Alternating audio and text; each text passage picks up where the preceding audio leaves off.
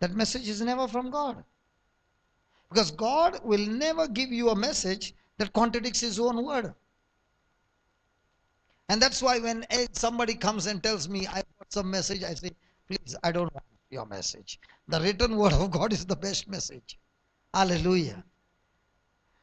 Hallelujah. So, how does Jesus come and help us and give us life? By giving us His written word. And when we renew our mind to the word of God, what happens?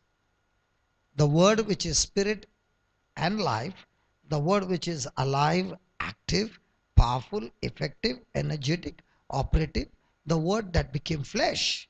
Now when the word is in you, praise God, you have the life of Jesus. Amen. Hallelujah.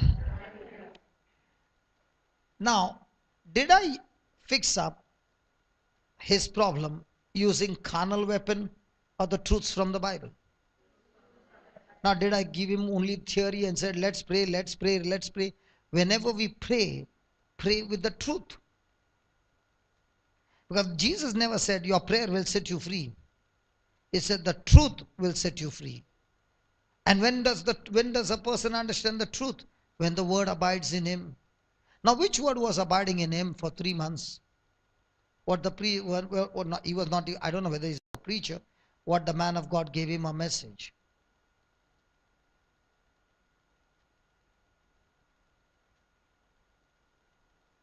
I told him, today many people are destroyed in the church by wrong messages. God never says, my people are destroyed by the devil.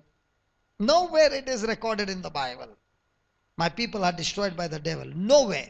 But he always says, my people are destroyed because of lack of knowledge or wrong teaching. Because they believe the lies of the devil. Is that clear? So when you're a spiritual person, your focus is what? The word of God or your senses. Now what was he magnifying for 3 months? The message that was given. Now was it a lie? Did it agree with the word? No. So what came into his life? Death, destruction. So if anybody wants to know his future, it's so simple. What is it that you magnify? Is your future.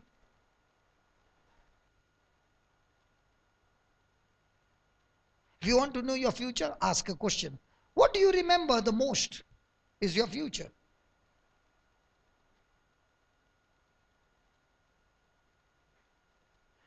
If you don't learn to ignore certain things, you cannot grow. Now, did he have to ignore those things? Yes. But the question is he ignoring the lies of the devil or is he ignoring the word of God? Because what you ignore decides your future. Please understand, Christian life is not a luck game that God calls out 3 and 3, 33, and then you look into the ticket. Oh, it's not there. Christian life is learning the skill to operate by faith and not by sight.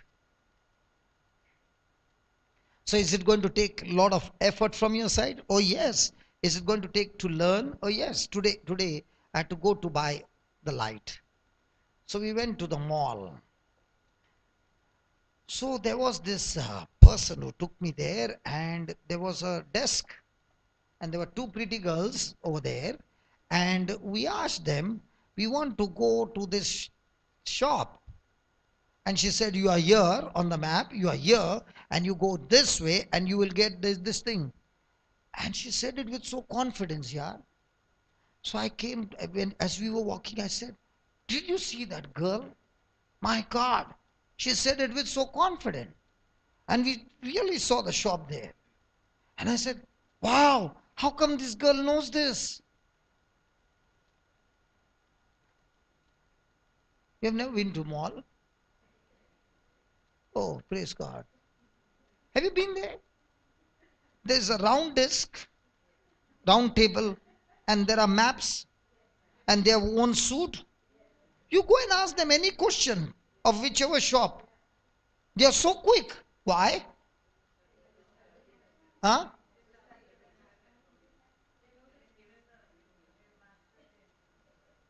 They have learned. Did they know the first day? Did they learn? Now, if somebody had to say it's not on this floor, you are giving me wrong information, what will she say? Will she take that message? Now, if I say that address that you are showing this brother is wrong, it's not on this floor, it's one floor up, will she agree with it? Why not? In the same way, the Bible is your shopping mall of heaven, where you know what is yours through Jesus. And when somebody comes and shows you some wrong address, you say, I know. I know. How do you know? Because it's written there. So is it a fluke game? So do I have to learn it? Which one is better? That you keep searching the whole mall or you learn? Good. So which one is better? That you keep running after the preacher and say, pray over me, or you learn, yaar? Good. Hallelujah. Can you touch your neighbor and tell your neighbor, don't read the Bible, learn. Learn. Because if you don't learn, hey, listen. Listen. Let's be honest. Let's be honest. Is it possible for a person to go for 50 years to church and still not learn? So is it the priest mistake or my mistake? He's giving the sermon.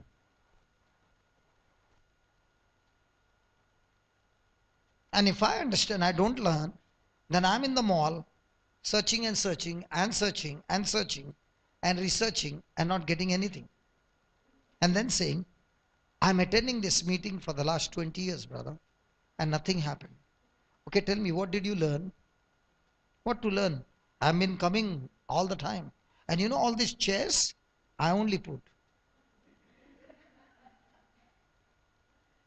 Do you see all this cleaning? I only did. Now, did Jesus appreciate Martha or Mary? Most of the time, what are we? And what did Jesus say? Mary has chosen the best.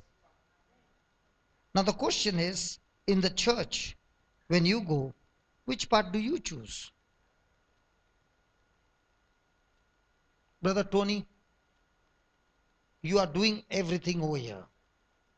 Chair this, that. But do you also focus on the word, Baba? Sure. That's why, because you are in the word, how much I troubled you? Is it right? But what is the reason why you did not get offended? Because you are in the word.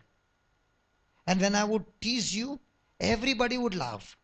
But if I have to tease them, the thief has already caught them. But when I was teasing you, you were saying, brother, go ahead, tease me. I'm getting good training to face my tomorrow. You are looking at an opportunity to get a good practice. But the other person will take this as an opportunity to get hurt and destroy. Same situation, one will look at as an opportunity to rise higher. Second one will say, I will never come back again. Sister, were you offended with me? Never. What about you, Baba? You say, what are you talking about? Hallelujah. But hasn't things changed? Sister, can we give the Lord a big hand of praise? Tony has got his passport in his hand. After how many years, brother? After 3.5 years, he has got his own passport in his hand.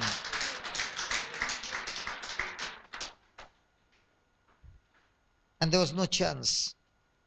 The Lord made it possible when he began to seek God. From how long are you coming here, Tony? 18 months. And in 18 months, there was always patiently waiting. And for the 18 months, I think 15 months, no news of a son. But in the last 3 months, things began to show up. A little cloud here, a little cloud there, and things began to change. Is that right? Praise God. Hallelujah. So, as a spiritual person, you can stop the enemy not with natural weapons, but with powerful spiritual ones. So, can you stop the enemy of sickness, joblessness, everything? How do you stop it? By taking the relevant scripture, agreeing to it, and filling our mind on it, speaking it, putting our faith and confidence on it, and living it. That weapon will destroy the stronghold of the enemy. Amen. How many years back I met you for the first time? 2013. And I still remember how miserable was your situation. Jobless, so much of money stolen, so many cheatings, and you were miserable and so much to repay. And there was no way your capacity or your ability.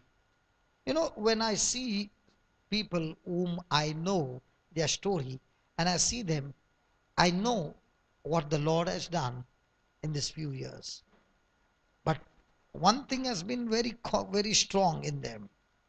They were always faithful to feed their heart with the word of God. Those who come to solve their problem, they only get a tip of solve, and then you don't see them.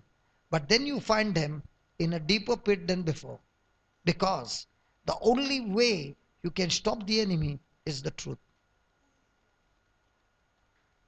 A person should be extremely hungry for the word of God. Hallelujah. Hallelujah. Because that's his food that can give him a great future. And if he discards that, that clearly shows you are already on a journey of destruction. Amen. Next one.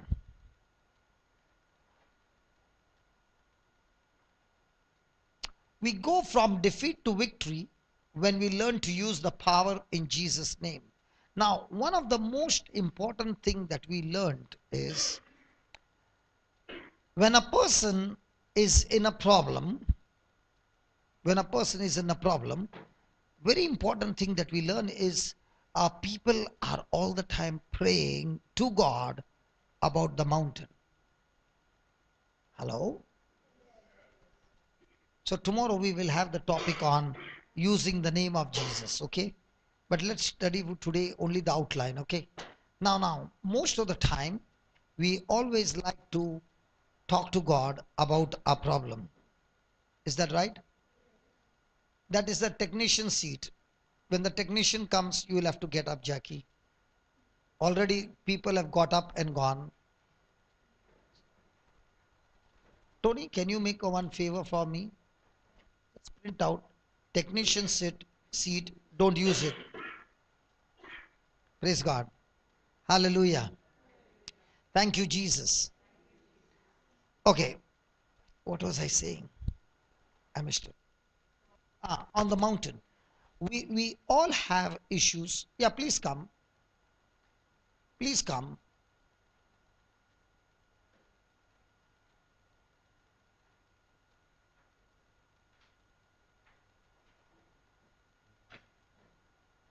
Sister, can you just push up and don't leave the gap, so that the next person coming does not have problem? Yeah, please. Thank you. Thank you. Thank you. Hallelujah. Thank you, Jesus. We always like to have the best place. And the Lord says, always see that you give the others the best place. Isn't he saying that? Hello. We always want to see where is the fan. In the center also, when people enter in, they don't look first in the front, they look up. It looks like they are looking towards heaven, but it's not heaven. They look at the fan. Hallelujah. Praise God. Okay. As I said, most of the time people have this error. What's the error? The error is that instead of using the name of Jesus, they will they will pray to God about their mountain. Is that right? Come on. How many years we were only praying about the mountain? Anybody here praying about the mountain? Nobody. Your face is not on the camera here. It's on this side. Yes or no? Okay, okay, let's put that. Brother Tony, Mark 11:23.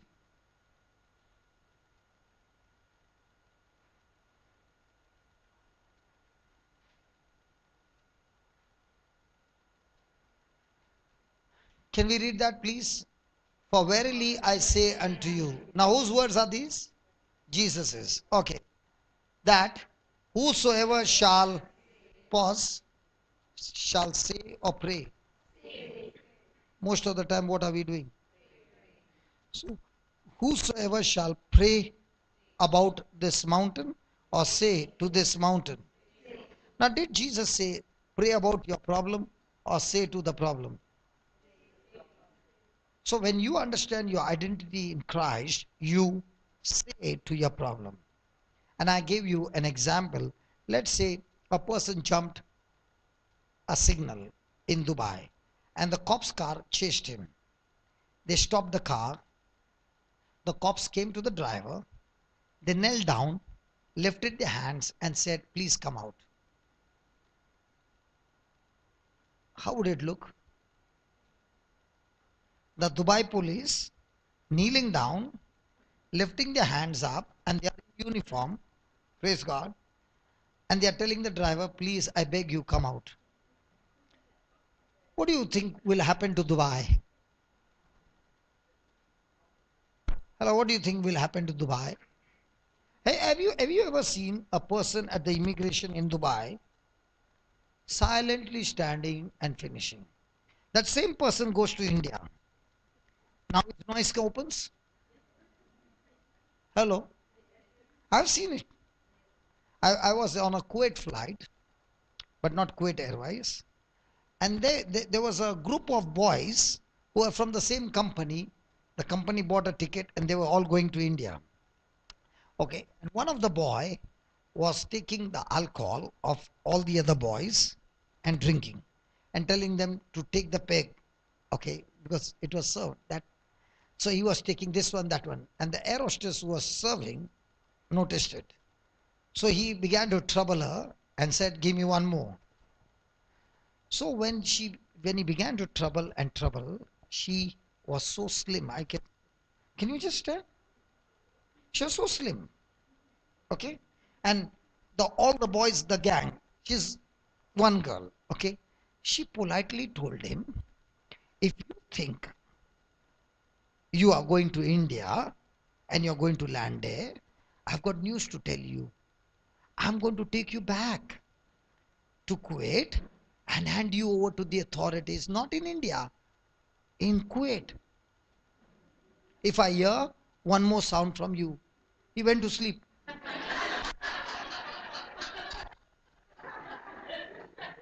And she said it so politely, and I said, God, she knows how to use the authority. She did not scream, she did not do anything. She said, if you're thinking I will hand you in India, you're very, very wrong. I'll take you back to Kuwait. And I'll see to it that you won't be able to land. With him, all the boys, silence. The whole night we could sleep. Now, was it a Bruce Lee body or the authority? Now, in the same way, Jesus said, when you know his authority in you, he says that whosoever shall say. So when you are saying to the mountain, Are you believing you are with the uniform?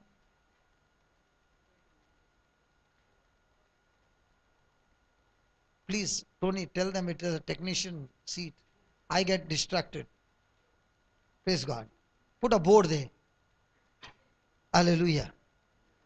So, do we believe that we have a uniform from heaven and that's the time? Do you think the Dubai police shouts? Huh? They talk to you so politely and say, please come with me. Please get into the car. Hello? Do they need to shout? It's a cool, silently. Hallelujah. So from now on, do you need to shout? No. When you know your identity, you don't shout. So whosoever shall say. Now what's the difference between pray and say? When you pray, always remember, when you pray, you talk to God back his own scriptures. Always when you pray, you use God's word to talk back to God because that's the language he wants us to speak. And when you speak his own language, that is the word of God, there's no chance of error. Is that right? So when you pray, you speak to God. That's what you find Jesus doing. The whole night he would be what? Praying to the Father, talking to him. But during the day, how many times did you see Jesus talking to the Father? When he saw a person, come. When he saw a person, okay, uh, sick, did he talk to the Father or did he talk to the sickness?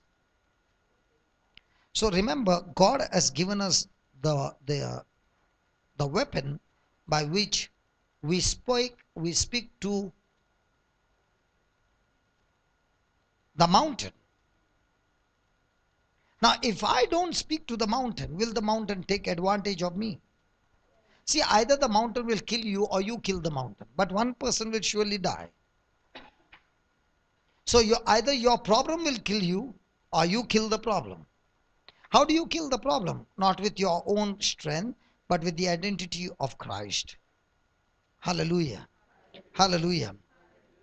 So whosoever shall say unto this mountain, be thou removed and be thou cast into the sea, and shall not doubt in his heart. Doubt in his heart means you are not believing through your senses, you are believing through the sound mind, the word of God. And this is very important. Read the next line. But shall believe that those things which, pause, but shall believe that those things which he said. Now, the problem is we did not understand this line is because we said, when I prayed, I spoke to the mountain. Good. But after that, the whole day, what were you speaking? When you spoke to the mountain, that is one part. And throughout the day, you were also speaking. During the conversation, what were you speaking? Continuing to speak in agreement to what you spoke to the mountain, or there was some other things that you were speaking? Because what you are speaking, the sum total of it will be taken into account. So it's very important. On one side, when you're praying, you're vigilant. But other places, when you're not vigilant and you're speaking something else, you yourself have aborted what God wanted to bring to pass. And that's why he says, but shall believe that those things, nothing, mountain singular. Hello? Things. He did not say thing. Things. So there are many things that we speak. So is it possible for a person while praying, he speaks his faith? But when he comes into contact with people, is it possible that he can speak unbelief? And if he's speaking unbelief, he says what he spoke and believes in that unbelief will come to pass, then he shall have whatever he says. Did you get that? And then he says, next one. Therefore I say unto you, therefore, what for? Now that you know you are speaking to the mountain, now that you know what you are speaking will come to pass, now he's saying, therefore I say to you, that whatsoever you desire, when you pray, believe that you have. Now, tell me, hey, Tony, brother, you got your passport in your hand. The moment you got that passport, how was your feeling?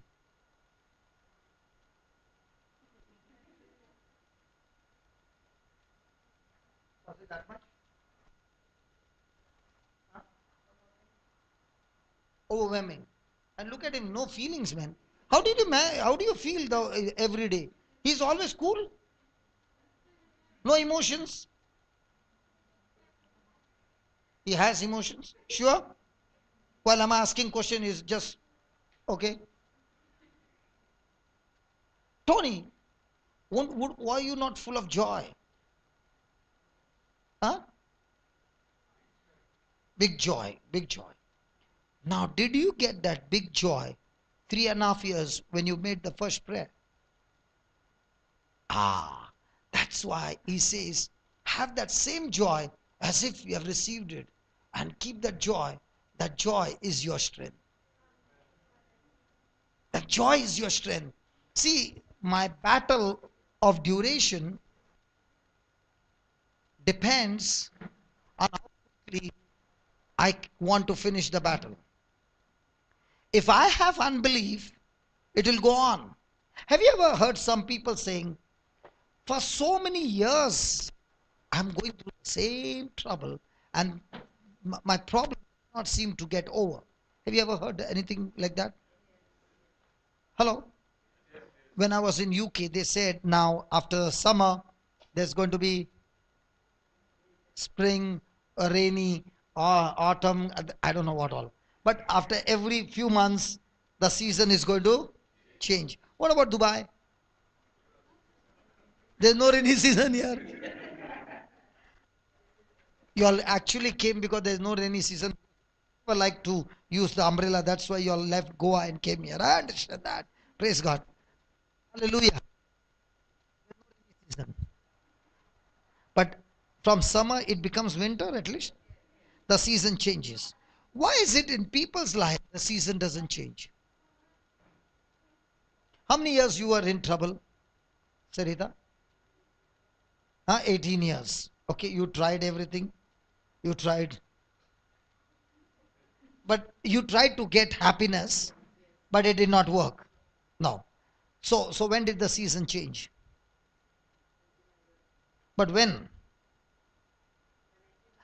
Say that. When I came to the Lord, repented, and did what He said. Seasons in our life don't change according to months. They don't change when somebody lays hands on you. They don't change when somebody prays on you. They change only when one takes the word and follows His instructions.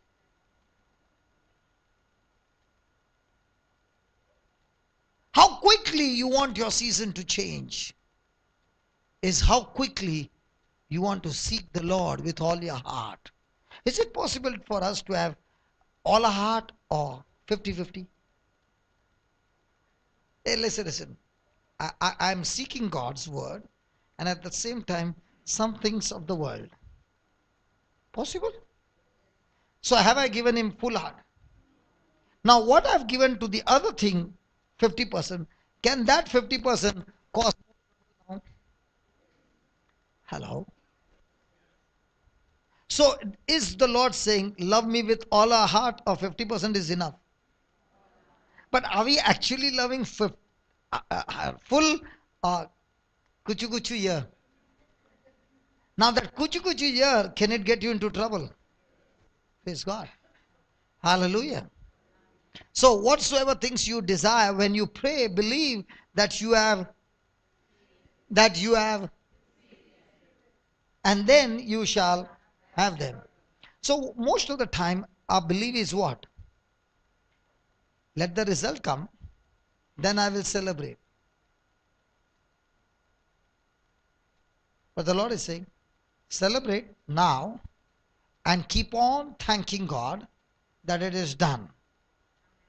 Now, the duration of the battle depends on each person. So I can put it this way. Every act of obedience in my life will bring me closer and closer to my miracle that I'm seeking for.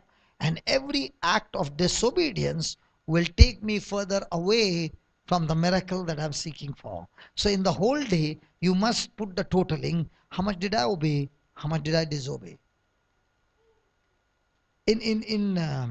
Your car has got GPS, and then it asks you for a question and all that, and then you put, and that lady, you have never met her. Have you met her? But I think you obey her more than anybody. Yeah. Now you have not met her, but when she said, told you right turn, and you missed the right turn, what does she do? What reroute.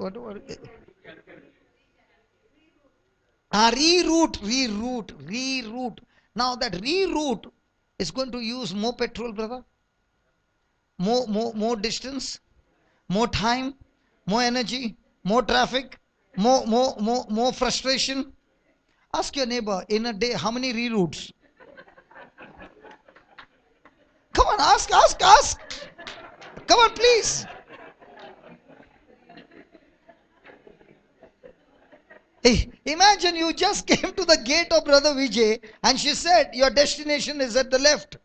And you went straight and you went outside and you went to the main road. Now reroute in Dubai. How many of you ever met that lady?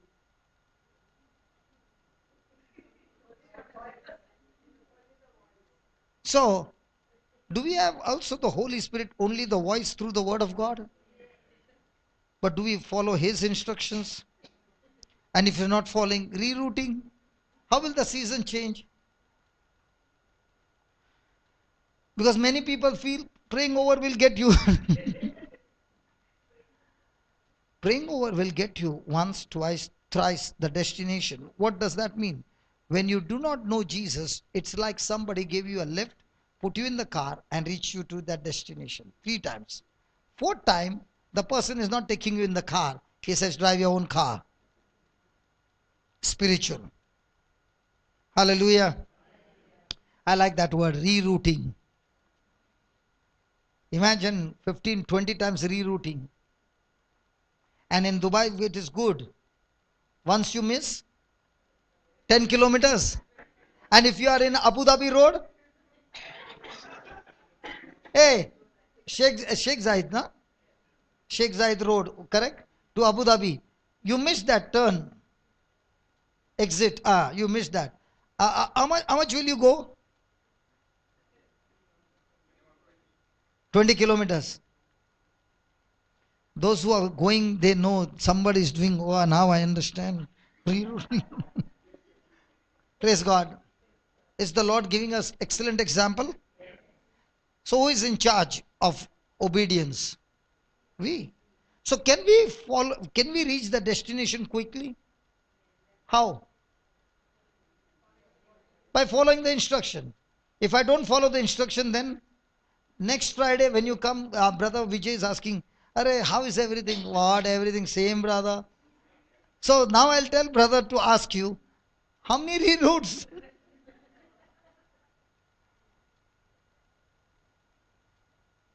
Where's your husband?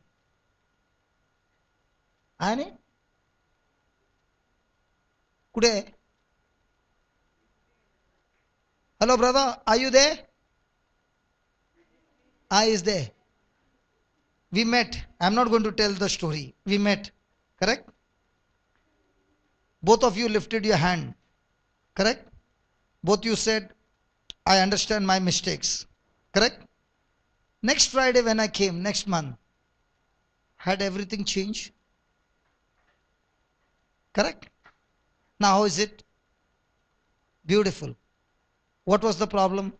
Rerouting. Correct? Now both of you are agreeing to Google, means to the Word of God. Hallelujah. And let me tell you, your counseling really encouraged me. And I think I spoke to the brother also. And I said, God, you can change anything, anytime, in just one sitting. Was it true? Praise God. Hallelujah. The best part about them was, I don't know who put the hand up first, the white flag. My mistake. I don't know whether it was you or, and the other person is saying, no, no, no, not her mistake, my mistake. And when both of them agreed, the counseling was over. Going time, it was different. Coming back, they are coming like this. And Brother Vijay came and said, what did you do, man? I said, I did not do anything. And the next Friday when I came and I saw them, they were sitting here. And the first thing I said is, fantastic. Hallelujah. So is it how quick I follow the instruction, I can finish my journey of God's destination. The more rerouting going on for years. Praise God. Hallelujah. So using God's, just put that, brother. Go from defeat to victory. When you learn, say that learn. Say that learn. Come on, brother. When you learn to use the power in Jesus' name. Amen. So are we supposed to learn? Learn. Now. Did Jesus say, these signs will follow them who believe in me? Now, tell me one thing. Most of the time, are we strong in believing or are we strong in praying? Now, the word believe, when he says, always remember, he never says believing with your eyes, what you see or hear. He always says, when it comes to believing, it is believing through the word of God. And one of the best example that I can give you is, I have got 10 rupees, 10 dirhams, I gave 7 dirhams to a poor man. It says 3 dirham is what I have. But when I understand the word of God, it says, Luke 6:38, that when I give to the poor man, it is multiplied with good measure, pressed down, shaken together, running over. Men shall give into my bosom. So now I understand it is 700. Now the question is, which one do I choose to believe? Do I believe the 3 or do I believe the 700? And what Jesus is saying, those who believe in me are the ones who believe 700. And that's why their corresponding action will be givers or takers. And all of us sitting here are what? Givers. Praise God. Hallelujah. And if you are a giver, you have just put it in a bank where there is no lack. And this is not Dhaka Bank. This is not Kangal Bank. This is not Modi Bank that the currency change overnight. This is God's bank. Praise God. And God's currency is faith. Darkness currency is fear. Whichever currency you use, you get the product from that place. There's something called as Amazon, no? Online. Amazon. इधर भी है? अच्छा, दूसरा कौन सा company है? हाँ?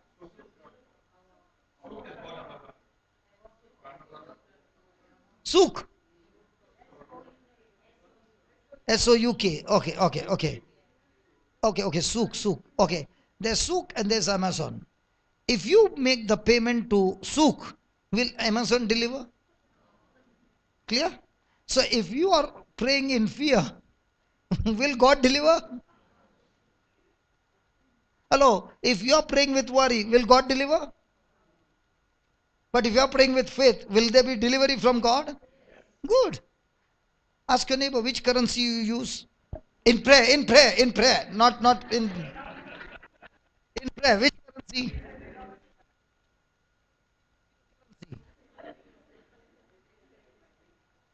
Ask your neighbor today, how much did you worry? Ask your neighbor today, how much did you get stressed? How much did you get stressed? How much did you get offended? How much did you get hurt? How much did you do? So which online transaction? Kingdom of light, kingdom of darkness.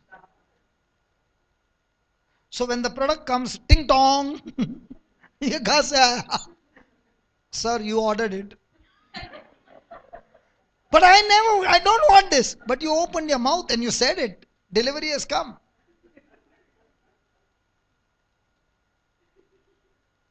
Then they take the signature also. Delivered. Hallelujah. Thank you, Jesus.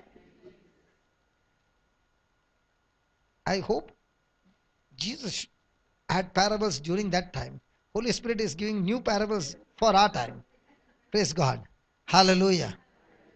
Has anybody ever used Wi-Fi? You went to somebody's house, okay? You went to somebody's house and you desperately needs to get connected. Your data is over. Now you ask them which ID. So they you give you the ID and then no password. No password. And you are putting YouTube, whatever, and it's what? What do you call that? No, what do you call that? That circle going round and round. Buffering. And then when you put the password, strong signal. Is there any buffering? In our press, why is there buffering?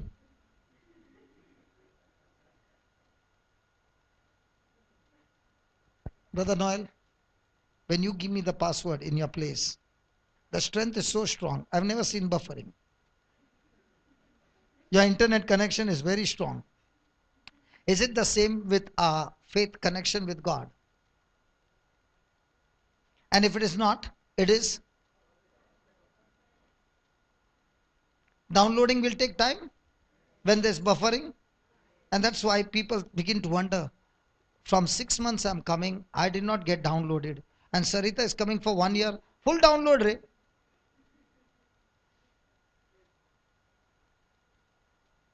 But did it happen the first month, Sarita? No. 6 months? Little. But now, too much quick download. Why? Seeking the Lord with all your heart. Praise God. So is it going to depend on God? You know, when you really understand that scripture, he says, in my name they shall cast out demons. These signs will follow them that believe. If it's not following, that clearly says, I'm not believing. And what will somebody say, this power is given only to some. He should have said, these signs will follow them who believe, only some. Put it, Tony, brother, just put. They are looking as if I'm talking something from the other world. Brother Tony, just put that.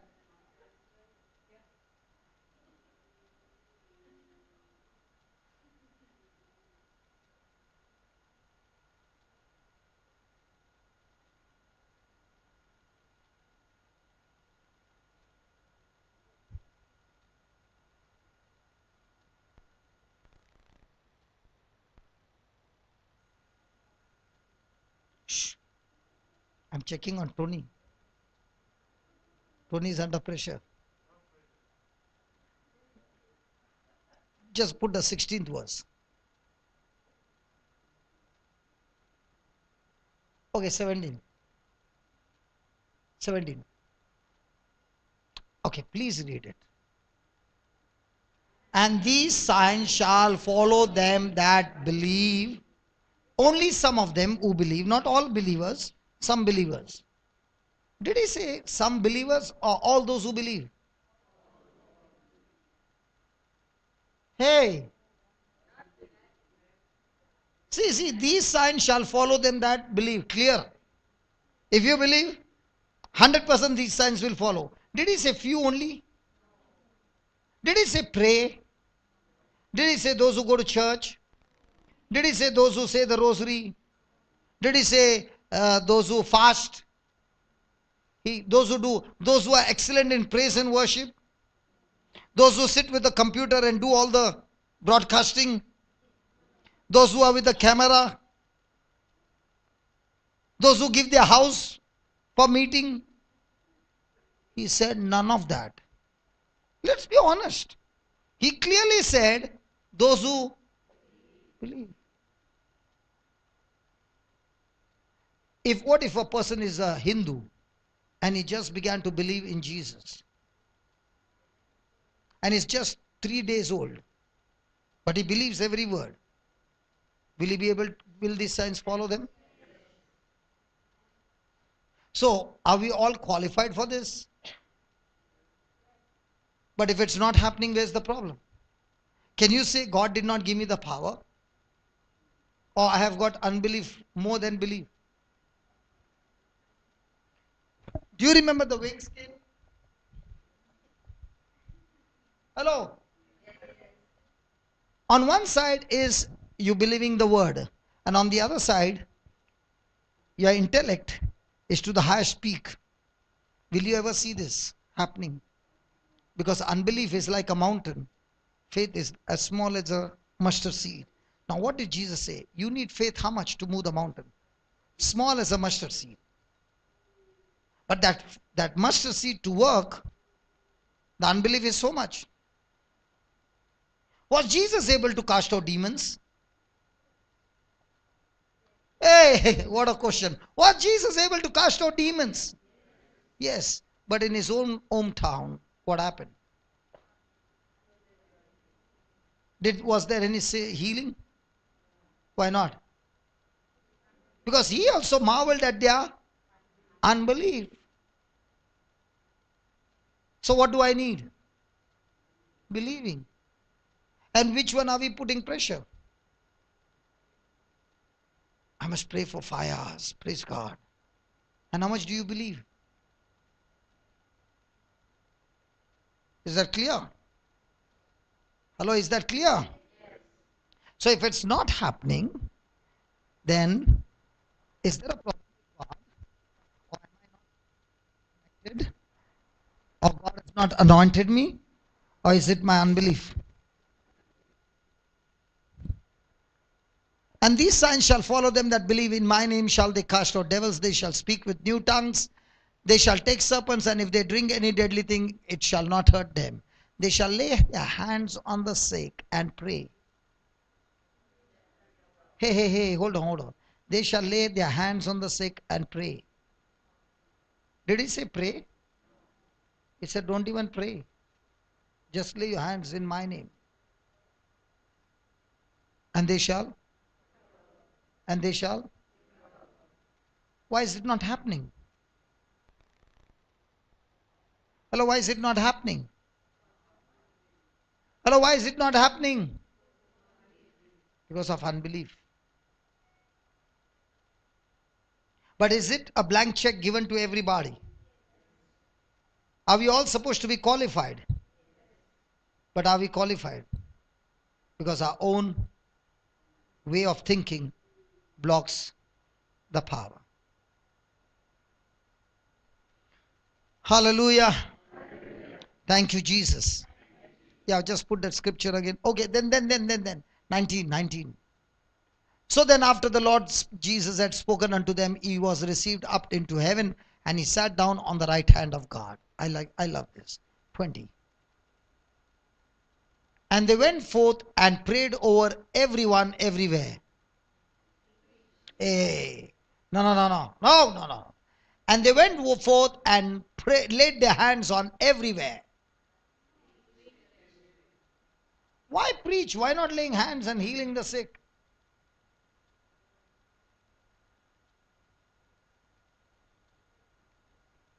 Why preach? Why not lay hands on everyone? Because when the word is preached, that preaching makes that person agree to the preacher. And now when they both are agreeing, they both agree to the word of God. And when the agreement is there, there is manifestation. That's why the preaching. What does preaching do? Preaching will take a person from the seen to the unseen. Preaching will get a person out of unbelief into belief. And they went and preached everywhere, the Lord working with them. Who is this Lord? Hey, Jesus sat at the right hand of Father. The Holy Spirit working with them. and confirming the word. So whose job was to confirm? Whose job was to preach? The preacher. Now if the preacher himself doesn't believe in the unseen and is preaching, will the congregation get it? No. Hallelujah. Hallelujah. Have you seen miracles happening in Pota? Every session? Why? Why? I'm asking why? Because the one who is preaching is believing. And when he's giving the word, that word is coming with that anointing. And the person who is listening, his heart is changed.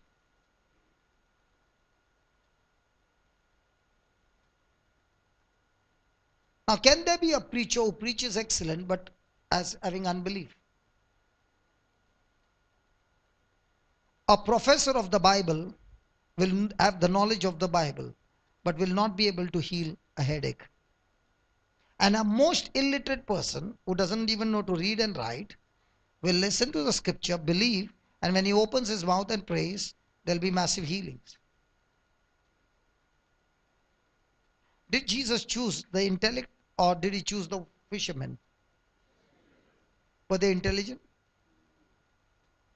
Were the Pharisees able to heal people? But were they experts in the scriptures? Were they using the intelligence or faith? And what were the fishermen using?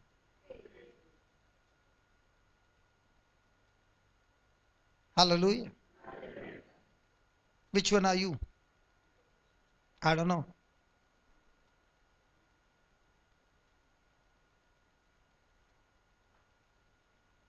And that's why you must ask a question.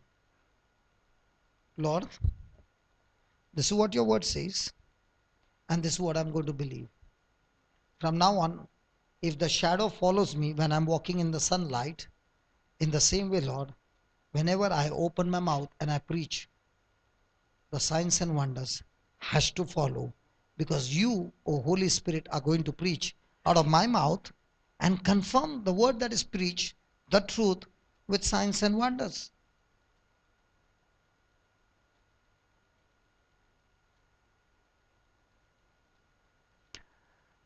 Confirming the word with signs following. Amen. Amen. Put the next one. Brother Tony, write down. The carnal man is immature spiritually and cannot use spiritual weapons effectively.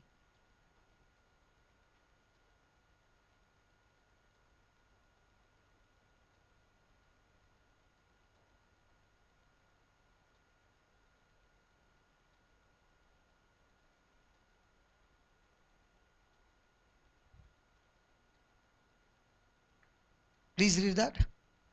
The carnal man is immature spiritually and cannot use.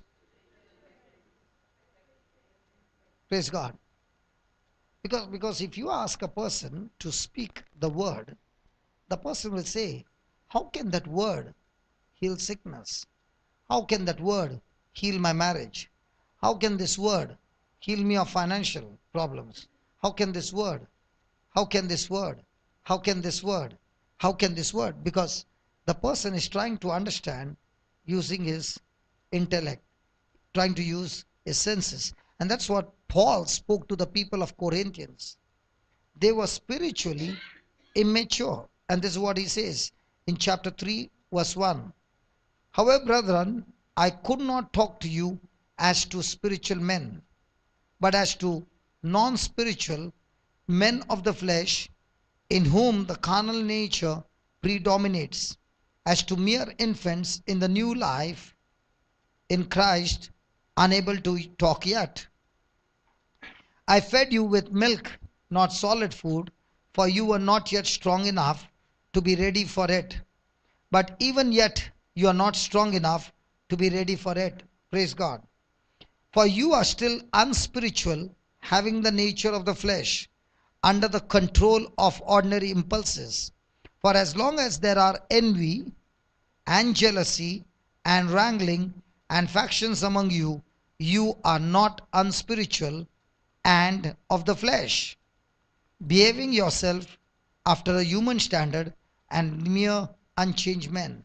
So wherever there is offense, envy, jealousy, gossiping, and all that, are you a matured Christian or a still immatured carnal Christian? And as long as you are immature carnal Christian, you cannot experience the goodness of God. Let's take an example.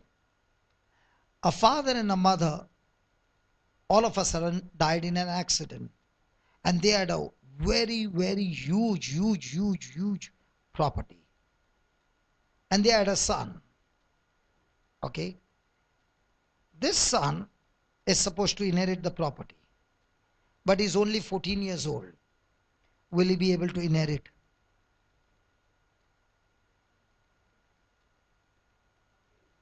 After maturity. Now, can he have rights over that property? No, only after 18. Right? Hello? Only after maturity. In the same way, the Lord calculates spiritual maturity when the person walks in love and forgiveness. A person is all the time frustrated, a person is all the time impatient, a person is all the time angry, bitter, offended. Now, does God call it matured Christian? So how many of us who are here are matured Christian? And if I'm not matured, then the inheritance is there, but I will not be able to enjoy the inheritance, because that inheritance can be given only at maturity. Now, did God tell Joseph that he's going to make him a great man? Now, even though the dream was right, everything was right, did God make him a governor? No. He had to mature. Mature in what? He went through different trials. And in those trials, was Joseph ever retaliating and giving them back with revenge or unforgiveness or bitterness? No. Did he keep passing the test? Yes. Now, when Joseph got that position of a governor, did he get it supernaturally or is hard labor? Yeah? Hello? Do you get a position of a governor just because you interpreted the dream? Hello? Second in command in Egypt. I've never seen anybody having an interview where a person interpreted the dream and he became a governor. Was it supernatural? Now, how come he got that position? Was it because of his maturity or because he used the gift? What if God gives him as a gift without maturity? Will he be able to keep that position or make a mess out of it?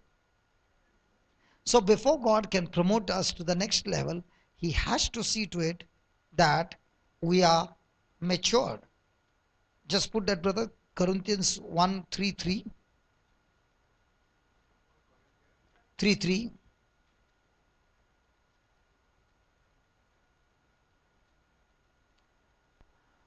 For you are yet carnal, for whereas there is among you envy and strife and divisions, are you not carnal and walk as men? Do we come under this category? Envy, strife, bringing divisions. Nobody wants to talk. Praise the Lord. Hallelujah. So, my promotion in life is going to depend on what? My maturity. Now, is that maturity based on number of years that you are in the renewal, or is it based on on how are you ready to overcome envy. Have you ever heard people saying, my life got messed up because this person did this to me? Hello? Now, what is the Lord teaching us? Was Joseph matured? Yes.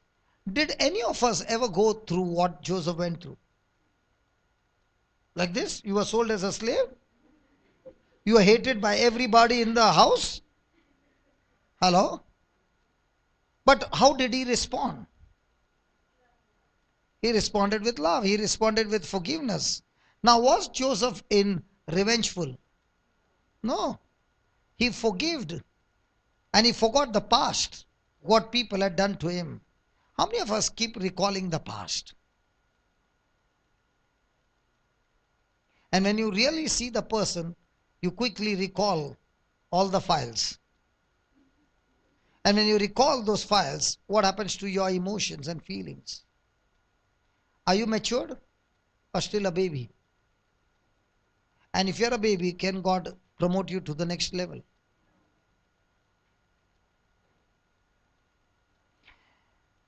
Hallelujah. I'm not pointing fingers to anybody, brother. Please don't.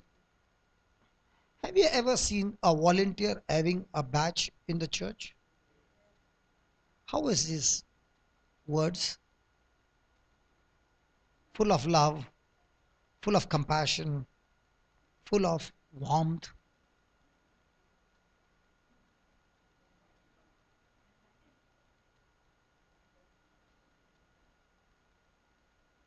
Brother Vijay, is it right? तुम्ही कुठे जातात church मध्ये? Is it there? Now, based on the badge, the title, the person says, I'm matured. But God doesn't call that matured. He calls by a person's attitude. He calls by a person's fruit.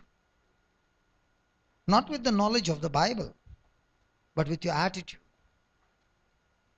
And that's why Jesus taught us be attitude. Because our whole life is based on the foundation of our attitude. And every test that we go through in relationship is just one test, attitude test. And the quicker we pass the attitude test, the quicker we become matured. And now that we are matured, the goodness of God will manifest in our life. So the next time you say, God, I need a miracle, you know what he says? Pass the test. Can you tell your neighbor, pass the attitude test?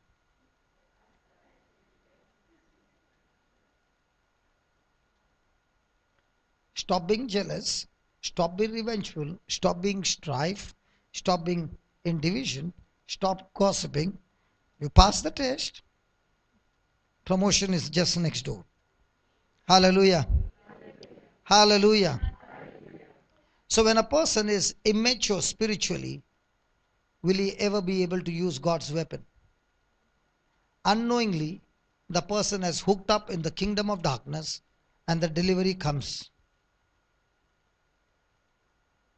So more, hey brother, many a times I see in the car when they open the dicky, there is the हमारा India में jump start होता है ना, वो ऐसा cable रहता है. मैंने बहुत जन के गाड़ी में देखा है. Why in इंडिया में कोई जंप स्टार्ट का केबल लेके नहीं घूमता है?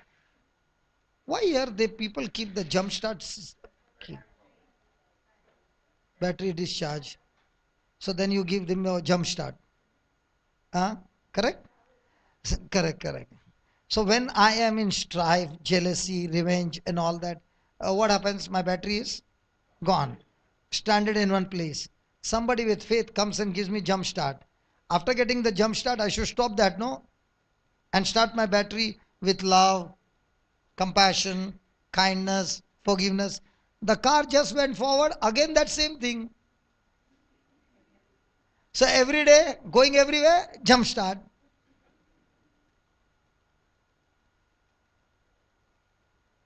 I hope you all understand.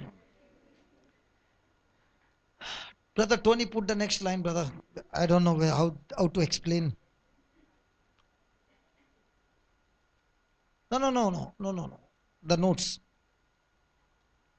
The carnal man is immature spiritually and cannot use spiritual weapons effectively. Now, if a person, before we go there, brother, just go to Mark 11:25, 25, Mark 11:25.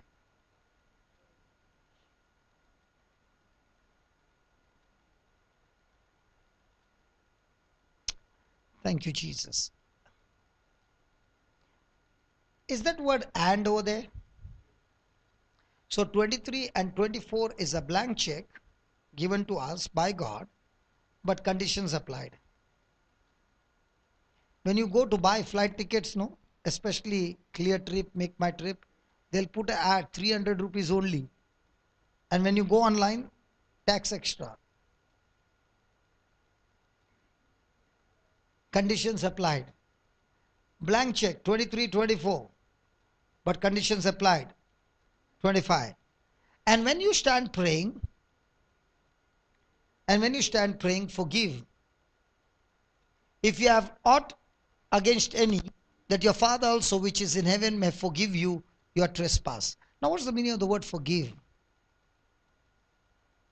What's the meaning of the word forgive? I want to give back for what you did to me. But instead of giving back with the same coin, I let you go free. It's forgiveness. You hurt me, now it's my turn to hurt you. But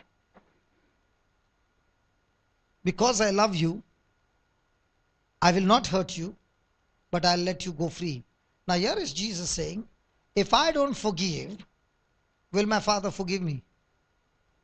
And if I have got unforgiveness and Father has not forgiven me, will that sin block my blessings? Will that sin still qualify me to be connected to hell? Hallelujah. Thank you, Jesus. So is there a condition applied? So is it profitable to have unforgiveness? So when I decide to forgive somebody, am I doing a favor to that somebody, or am I doing a favor to myself? But do we realize that?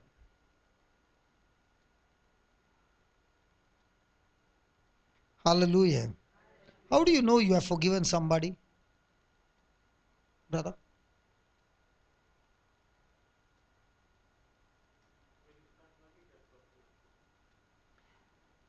Supposing, Rohit, don't feel bad. Huh? Rohit did some trouble in school, which he doesn't do. Praise God. He was a very silent boy. And he did, and the parents open house. The teacher said, your son, he did da da da da da. Will you come and announce over here, my son did all this mischief in school? Will you say, no, I'm your next door neighbor. Okay? And my father and you have got a big panga. Okay, let's say. And you came, the teacher told about me, the son, who did all these lafdas in school. And you hate my father. Now, will you go around telling everybody? Trumpet. So when you blow the trumpet, what does that mean? Do I love that person or hate that person? Now let's say they both are talking about Mr. A. And I also came there. And I also start talking Mr. A. Now what does that mean? I still hate Mr. A. Hello? Because the moment I think anything negative about that person, the reason is the wound is still hurting. Let's take Jesus. Did the people crucify him? Now did they strip him naked? Now they are also casting out lots who will get the garment. Jesus opens his mouth. What does he say? He says, Father, forgive them. What if Jesus had to say, Father, bless them?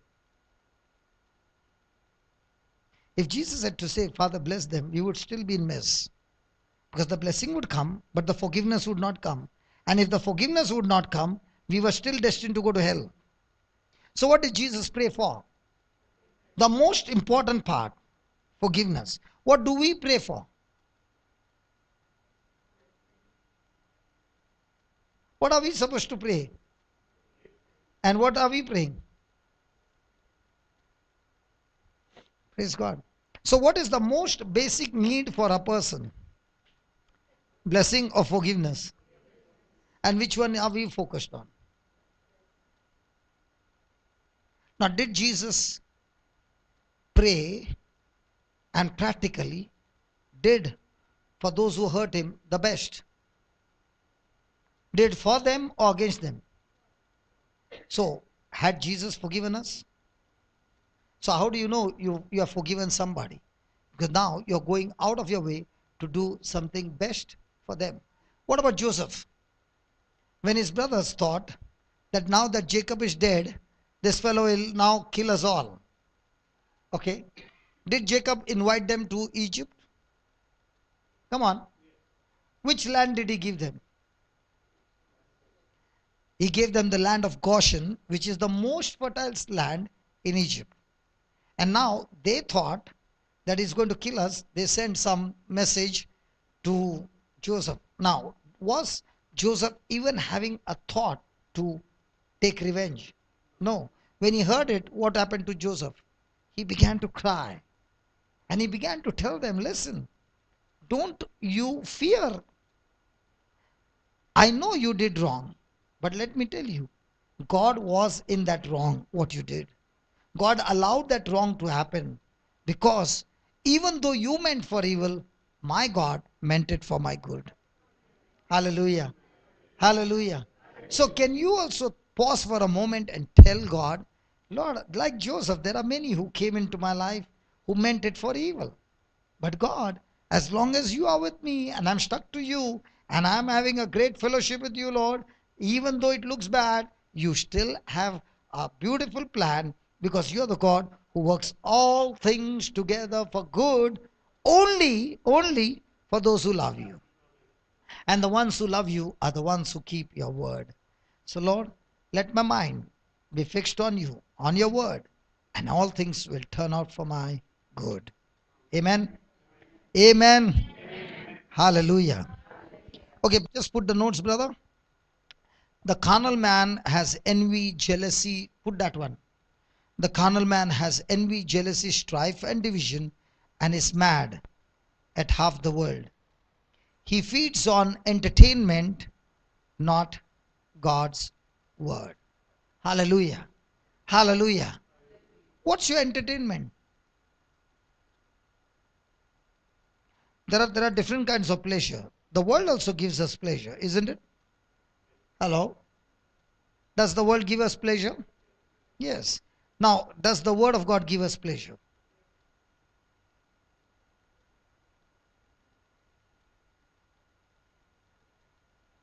Hallelujah. There are different kinds of pleasure. When the world gives you pleasure on one side, it takes your soul on the other side. But when the word of God gives you pleasure, souls who are going to hell are saved. Praise God. Hallelujah. And it's such a joy to see people's lives changing. That's an entertainment. Hallelujah. So a carnal man, his pleasure is of the world. He's angry with everybody. But a spiritual man is looking at it as an opportunity. Because somebody told me today, brother, when I started to teach others, my child was attacked. I said, who told you this? I said, let's take for example the World Cup. Were the players on the field? Were they playing? Did they get to play without a practice? And did the coach put pressure on them? Come on. And let's say the coach was good and he put pressure and he began to train them and train them and train them. Now, can that player become excellent? I said, my friend, the moment you started a Bible class and you began to teach, the coach, Jesus, is saying, now I want to teach you and train you how to face trials with different strategies which you are practicing first the worldly way. Now he's going to teach you the godly way. So you cannot say the devil attacked me, but you can say, Lord, this time the team is tough, but you are my partner, Holy Spirit, and you're going to teach me new strategies, and I'm all excited about it. So when you have this kind of a mindset, you are having a victor's mindset. But the moment you said, the devil attacked me, you know what you just said? I'm a victim. Did the devil attack Jesus? But did he say, the devil attacked me, or did he say, I'm doing my Father's will? So did he focus on the devil attacking him, or did he focus on doing the Father's will? And as long as he was focused on the Father's will, did he win the match? But if he had to focus on what the devil is doing, would he win the match? Same situation, different looking at. And that's why the Bible says Jesus is the author and the finisher of our faith. But what is he saying? Just put that. Put that, Tony. We have studied that before. Brother Tony, put that.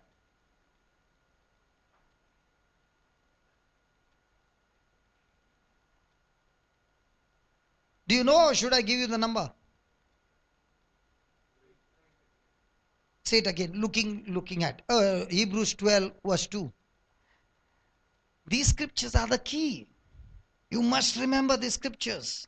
For warfare, these are the key scriptures. Look at that. Looking unto Jesus. Pause. Where are you looking at?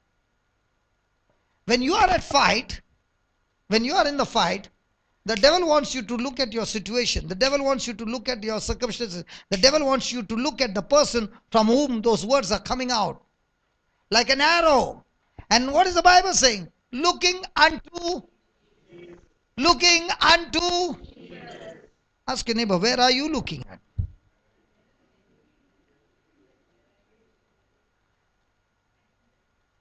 Looking unto Jesus, then the author and finisher of our faith. Okay, now I'll give you from this one. Let's look at the amplified. Looking away from all that will distract. Looking away from all that will distract. Looking to Jesus. So looking to Jesus means what? Looking away from all that is distracting. Now the question is, when we are under pressure, where are we looking at? Can you see the devil's strategy? Come on. Hey, can you look at... No, oh, thank you, Holy Spirit. Sarita, I believe you were an athlete when you were young. Were you in sports? Never in sports? Who was in sports? Okay, sports. Running? Okay, how many meters? 500 meters, okay. Now, you are running and you had a lead of at least 100 meters.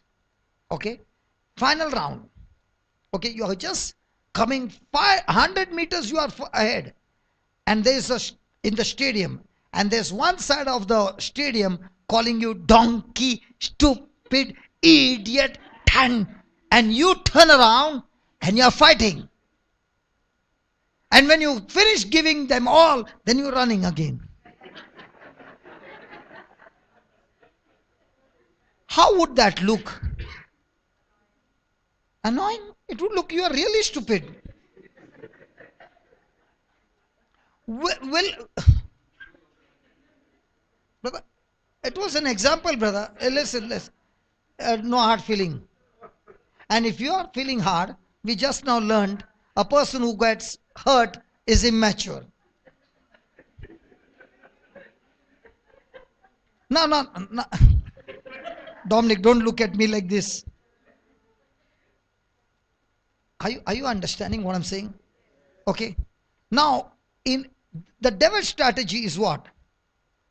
When you are running a race with Jesus and you are very much enjoying, He will send somebody to get your attention drawn to that situation. Okay? Now, the moment you're looking there, haven't you gone off your focus? Ask your neighbor, how much does it take for you to get distracted? I'll tell you, if one mobile ringtone starts now, and that person is trying to, under pressure, how many will turn back? Has any time you have seen that? But a person who is looking to Jesus, he did not even hear it. Because he has learned to ignore anything that's distracting his relationship with Jesus. Can you see the strategy, please?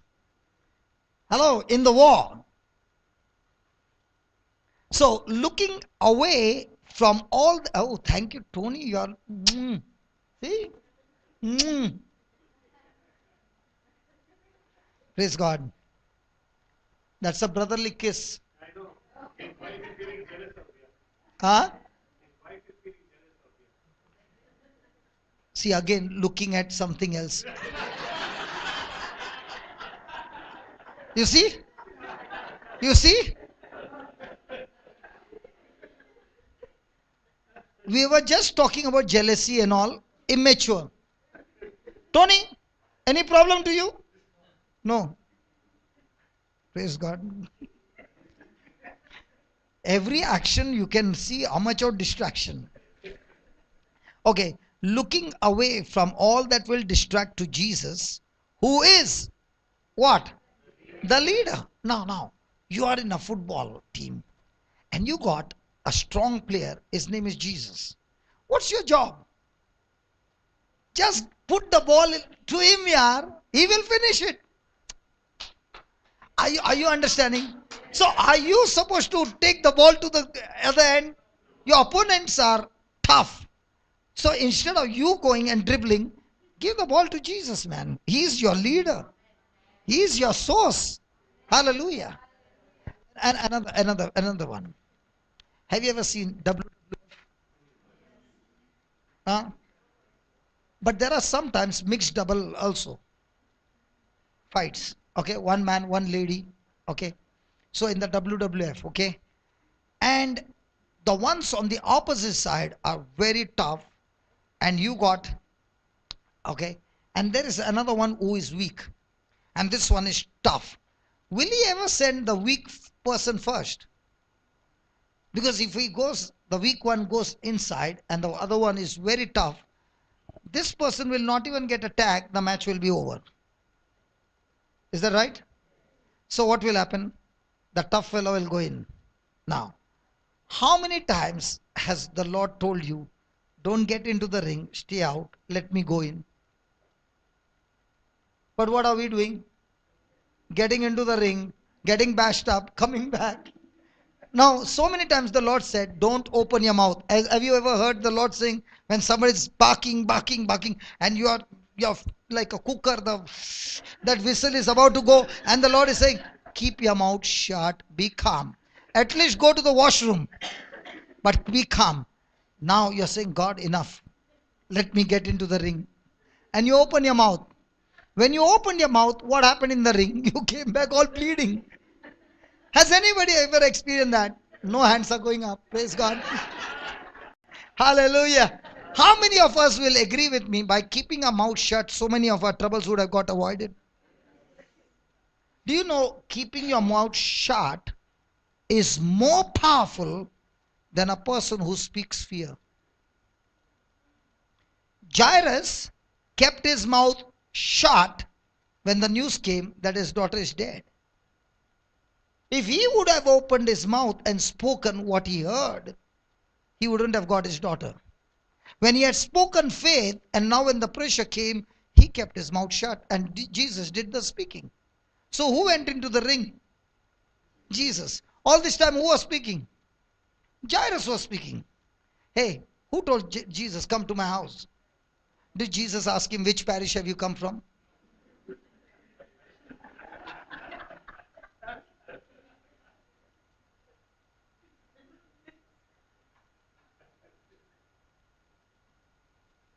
He never asked him anything. Did he go with him? So who was doing the talking? Jairus. Now when the trouble came and he was about to open his mouth, what did Jesus say? Do not fear. Just keep believing. What did Jesus do? He kept his mouth shut. Okay? And he kept looking at Jesus. Did he get into the ring? No. Now, when Jesus goes into his house, just watch this. When Jesus goes to his house, they are all crying. And they are professional crying. You know, they are paid. Making everybody cry, okay? They were given the money. And Jesus goes and says, why are you crying? She's sleeping. Now, what did they do? They all laughed at Jesus. Okay? Then the Bible says, Jesus put them all out. Brother, supposing, supposing there's no death in your house, but let's supposing there is some function here. I come to your house and I put your mama, dada, brother, sister, cousin, everybody out of the house. How will you take it here? Can you imagine? See, his daughter was at the point of death, and that in those days it was joint family. You see, pura paltan aata tha. And now Jesus is putting them all out of the house. And Jairus, he is not getting into the ring. What would we do? Did he keep his mouth shut? Was he all the time looking at Jesus? Now when Jesus went inside, did he take them? He took the parents with him and 3 of his disciples. What about the crowd? He said, go home. Imagine the crowd came from the beach, close to the house. Now when it was a time to see, he told them, go home. Picture khatam. Why did he send them off? Because they had unbelief. And now, did Jairus get his daughter back? Yes. Did he get his daughter back looking at Jesus or looking at the death? Did he get his daughter back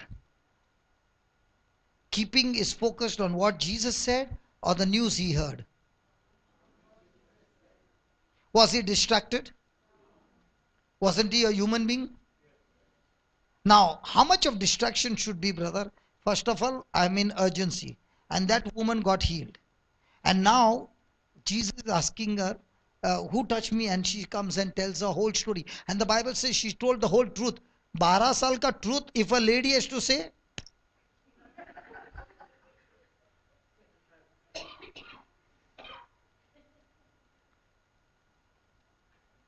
पहला doctor mister इसके पास गया था, बाद में Mrs इसके पास गया था, बाद में इसके पास गया था, बाद में इसके and Jesus, then what happened? Then what happened? Jairus क्या बोलता रहेगा? Now she has already confessed that she has got a bleeding problem. Correct? And according to the law, a person who has got a bleeding problem, she will be stoned to death. But to be stoned to death, there should be an official who has to declare. You know who is Jairus? He is the one who can declare. Can you believe that? She doesn't even have to go to the court. The man is there. He heard the witness that I had a bleeding problem. Did Jairus use that authority? Did he have compassion on her? That's why he got his daughter back. If he had to get angry and said, you lady, you messed up my miracle. My daughter died because of your 12-year story. And I'll teach you who I am. Stone her to death.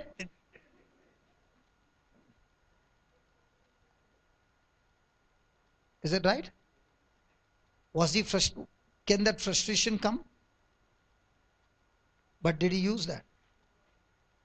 Blessed are the merciful, for they shall find mercy. Praise God. Is it better to keep our mouth shut? And if you have to open your mouth, keep repeating the scriptures. Why? When you repeat the scriptures, you are not in the ring, you are outside the ring. Who is in the ring? Jesus. What is he doing? Bashing up the devil. Most of the time, who is in the ring? When you are speaking the scripture, you are outside the ring. When you are speaking about your problem, who is in the ring? Ask your neighbor, who is in the ring in your life?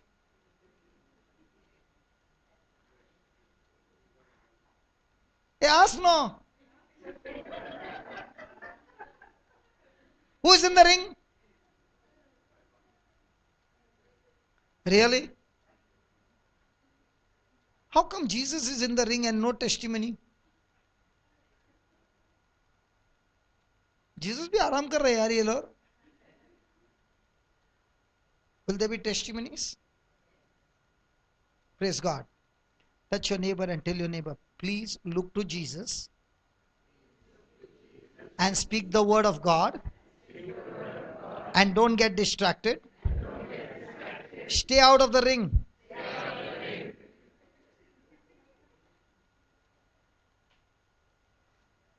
In our old life, were we inside the ring all the time? Every day getting bashed up? When the Lord began to teach us the word, did things change? Why did they change? Because now you learned not to get into the ring. Tony, 18 months, you stayed out of the ring. In between you went in. इसका photo ले यार. ये तो perfect आदमी है. Never went into the ring for 18 months. Never got offended. My wife said, if anybody wants to know you, let them come and ask me.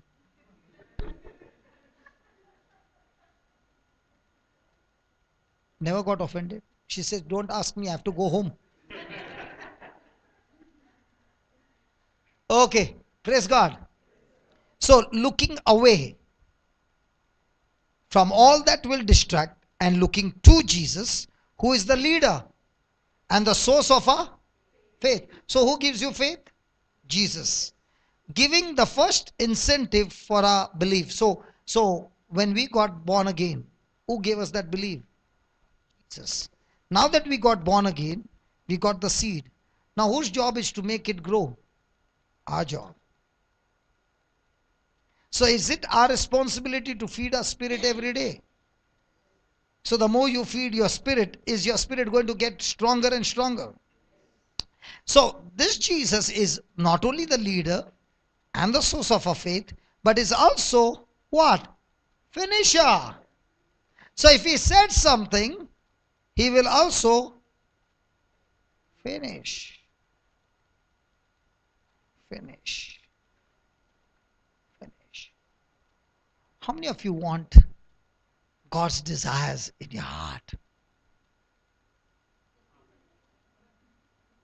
Hello, I said, how many of you want God's desires in your heart? Or you want distraction of the world? How does a person get God's desires?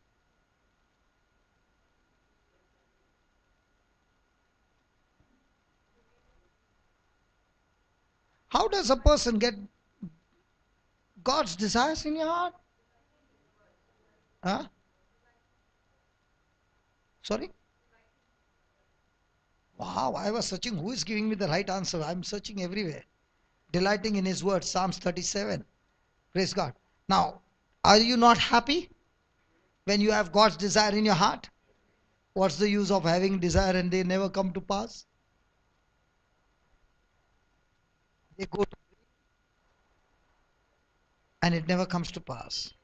So let us see who are the ones. Do you know this time everybody passed? I did not see even one turn like this. Everybody passed. Everybody passed. 100 out of 100.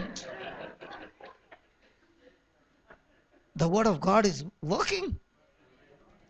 Hallelujah. So the next time you come, keep the mobile on. Hallelujah. Let it make noise. And if you don't know and if you want to irritate, just call somebody sitting here only. And see whether that person is getting distracted. The neighbor getting distracted. That's how you learn. That's how you learn. Without the game, can you learn? You know, when we were small, we used to have that video game. First round, second round, third round, fourth round. As the round increased, the rate level of difficulty increased. Now, do you like to play the first round? Tell me honestly. When you reach the 10th level, do you like to play the first round? But on the 10th level, what's the score? The same way God wants to give us high scoring here. Praise God. Okay, delighting. Psalms. No, I won't tell him. Tony, stop doing that. When I said I'm not going to give him the scripture, he's showing me the watch. Okay, Psalms 37, verse number 3. He's saying you're wasting your time. Next one. Delight yourself also in the Lord, and he will give you the desires and the petitions of your heart. Are you happy with this? What if the desires never come to pass? He never said he's going to bring them to pass. He said only that he will give you the desires.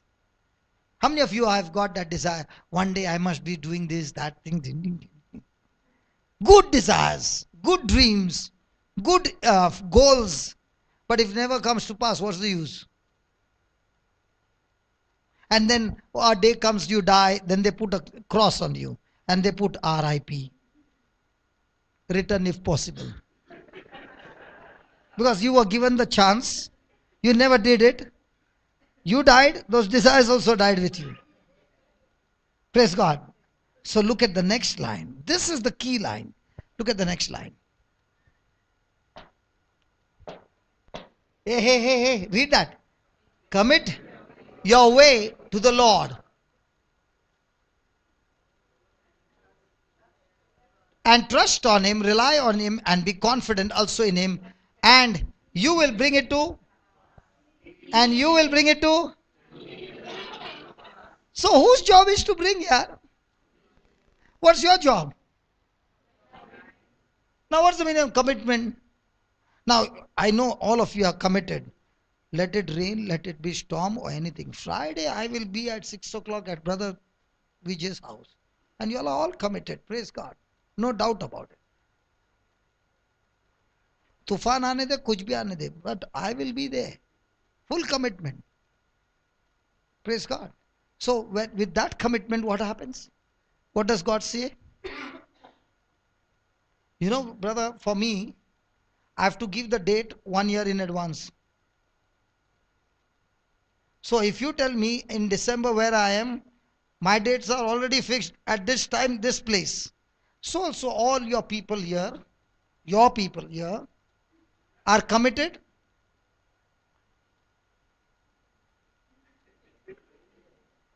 That's why you'll see them. That's why you don't have attendance sheet. Kya lega attendance? Always present. Are we really committed to the Lord?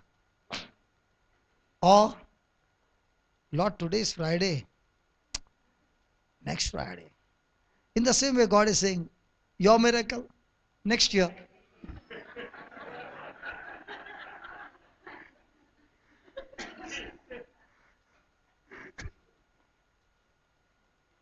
If I have leftovers for God, you also get the leftovers. You give the best to the Lord, God gives you the best. Because the quality what you give is the quality you receive. Now you imagine, हमारा इधर में main power towers रहते ना, the main cable, 10,000 volt and all that. Now imagine this wire is fixed for that. क्या है ये wire का? It can't even come anywhere close. So based on the power, the wire is chosen, right? So in the same way, the quality of your commitment is the quality of the desire coming to pass.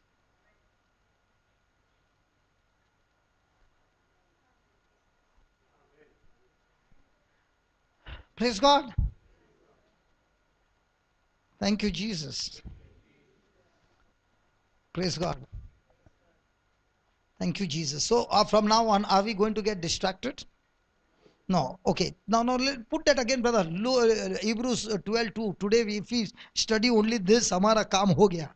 Warfare में हम जीत गया. Put that again, brother. This I just showed you how to bring the desire to pass. Brother, put that Hebrews chapter 12 verse 2 and put the amplified, please.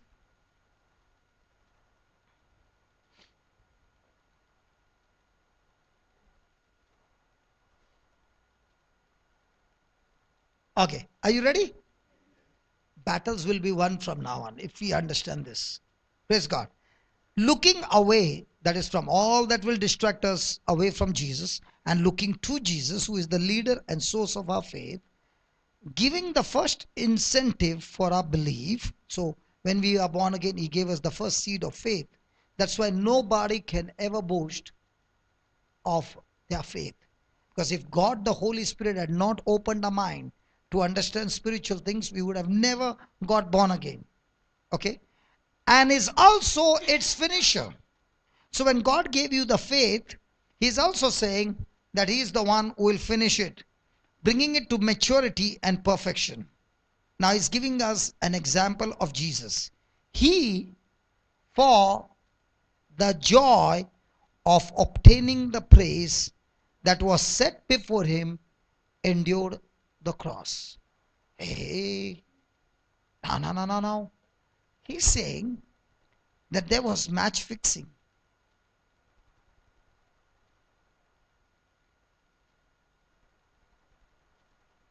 Hey, did you hear that? Have you ever heard in cricket there's sometimes match fixing? It is already decided which team is going to win.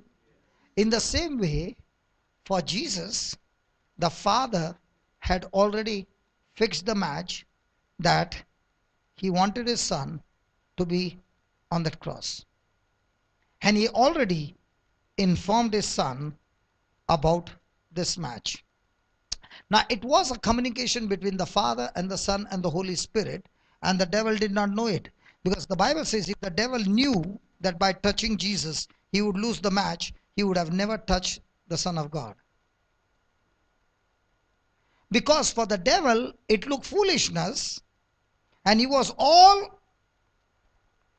with all his passion and all his strength, he tortured Jesus with one intention, just one intention: he should become self-conscious. Because every sin that we commit is only because we become self-conscious. Are you following? Are you following? So what was the battle for Satan? Satan was so sure that if I bash him up, and at the end, if I strip him naked, shame is something that you cannot bear. You will quickly cover up your shame. Is that right? Now, when he stripped him, there also, Jesus is not self-conscious. There he opens his mouth and talks to his Father. If Jesus had to pray, he could have prayed at that time and said, God, take this battle, finish this battle, cover me, or give me the strength. Nothing of him. But there also he speaks about, Father, forgive them. Are you understanding? Are you understanding? So here you find Jesus, when he was given the cross, he endured the cross with great joy, just the way the mother endures the pregnancy with great joy and waits for those 9 months, and especially she's waiting patiently for that labor pain, which is so torturing, but she waits for the labor pain because she knows that labor pain is the time of the miracle.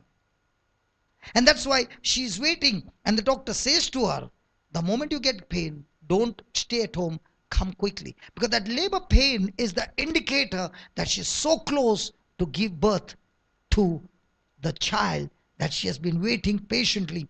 She did not see the child, but she knows that baby will come. Surely the baby is going to come when the pain begins. Is that right? Hey mothers, come on. The one who delivered the first time, you did not know, but with the experience, when you went for the second time, you were patiently waiting for that pain to come. Come on, is that right? In the same way, Jesus did not see physically our salvation, but he was seeing that through the cross, his death on the cross, his blood shed on the cross, the punishment being paid full on the cross, he was seeing the salvation for the whole human race being made available. The people who are destined to go to hell, hell has been closed for them and heaven has opened up, and God is freely giving this gift to man, that man can receive and may become a citizen of heaven and live for all eternity with God. So he is looking at that setting that God had done, which the angels did not know, devil did not know, nobody knew except for the Son of God, the Father, and the Holy Spirit. Now do you understand? So who for the joy of obtaining the prize, what's the prize? The salvation of the whole human race.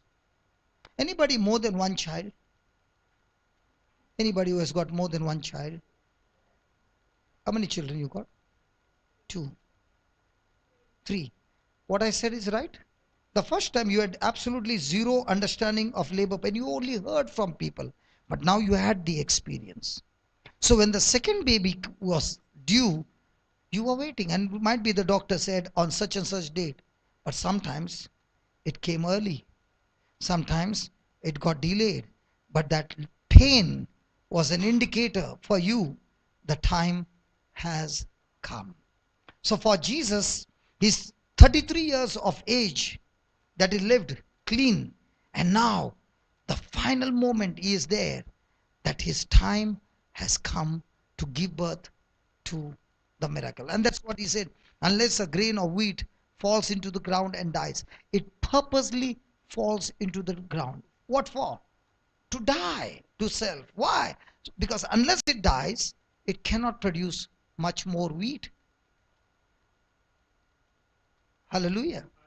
So when Jesus died, he is creating plenty of Jesus in each one's heart. Oh, are you understanding? Are you understanding? And that's why he was joy, who for the joy of obtaining the prize that was set. It was already set. It was already fixed. And how did Jesus know this setting? How did Jesus know this setting? Was he born as man? Oh yeah. Did he have to learn the scriptures? Oh yeah. The day he got baptized, what happened? He heard the voice. This is my beloved son. What did he do after that? The Bible says he went into the desert where he was tempted for 40 days, 40 nights. He fasted. What was he doing there? All the scriptures that he had studied all these years, he was meditating on one point. I am the Son of God. I am the Son of God. And through that scripture that I am the Son of God, and the Son of God has all these things to do, the prophecy was already there. So he was meditating on that and preparing his mission for that moment all these years. Are you understand? Like he said, flesh and blood did not reveal it to you, but my Father revealed it to you. In the same way, when you study the scriptures, the Father begins to reveal to you through the scriptures your calling, your purpose in life. And that's when you begin to realize God has set the match for me. God had set the match for David, because before he could go to fight Goliath, God saw to it that David was anointed with the Holy Spirit. In the 16th chapter, he gets anointing, and when the anointing came upon him, quickly David is introduced to his enemy. And in this match, the setting is done. But David lost the match. David was matured. How do you know that he was matured? Just before going for the battle, his brother Eliab asked him, what are you doing here? Hey, what are you doing here? And where are the sheep, man? And what did he say? what I have done this time that you are getting annoyed with me? And David did not argue with Eliab. He left him there and continued to ask the same question, refusing to get offended. A person who gets offended is a mark, he is immature. God cannot take him to the next level. You must read that 17th chapter and see the strategy of the devil. He has already going to the battle. He has already prepared. His mind is set. And there comes his own brother to get him into offense. David refuses to get insulted. He is fixed on his mission. Do we get offended? It's a mark of immaturity. Do we get into hatred? It's the mark of immaturity. Do you want to curse and take revenge? Immature. When you look at these battles, the strategy is so beautiful in the Bible. And now the Lord is saying, these are the strategies. And through these strategies, we fight every day in our battles. That was set before him, endured the cross, despising and ignoring the shame. See how powerfully it is given. Despising and ignoring the shame. Now what happened to Judas? Did he betray Jesus? Now, was that a shameful act? Did he repent? Yes, he repented. He threw the coins. Now, did that shame get him into condemnation? Did that shame allow him to meet the other disciples? Did that shame kept him in isolation? Did that shame take him to loneliness? Did that shame talk to him to death? What about Peter? Did he also deny Jesus? How many times? He even said, I don't even know him. Now, did Peter repent? But did he get back to his brothers? That's why he was not alone. He was not lonely. Do you know, when something hurting happens, the devil wants us to be alone. The devil wants us to keep ourselves away from all fellowship, because shame will kill you. Shame is a power that Satan uses that can kill a person and never get up. And that's why the Bible says when somebody is in shame, the others who are elders, the others who are strong must go and fellowship and build that person up again by forgiving, forgetting. Now, let's take this example of the prodigal son. Did he commit a blunder? Yes. Did he come to his senses? Would that be shameful for him to come back home in that condition? But did he allow shame to take over?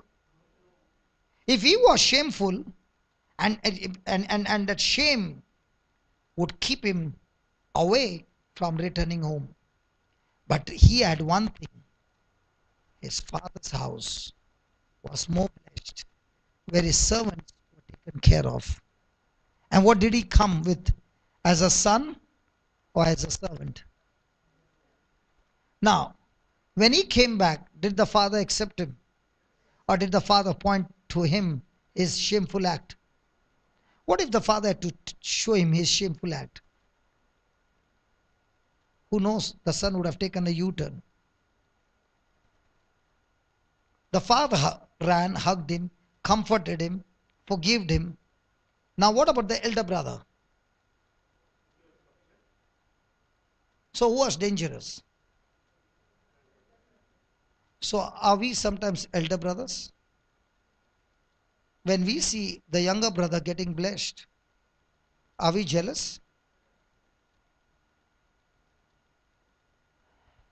The younger brother had no problem receiving forgiveness from his father, but he had great problem receiving forgiveness from his elder brother. Are we sometimes like elder brothers, not ready to forgive? Are we like elder brothers, condemning and judging? He never called him brother, neither did he call him the son. He told his father, your son, but he never said, my brother. Praise God. Hallelujah. So, will shame kill us?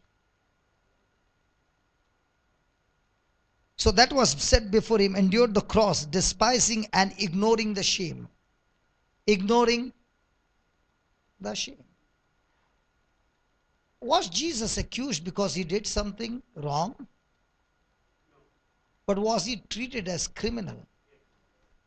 Now, those who did not know him, and when they see him, does he look like a criminal? Those who don't know him, come on. So when people look at you as a criminal, even though you have not done anything wrong, when you do wrong and you are accused, you can take it patiently. But when you have not done anything wrong and you are accused, it is very, very painful. I know a person, brother, 3 times he got an award for the best performance. 4th year,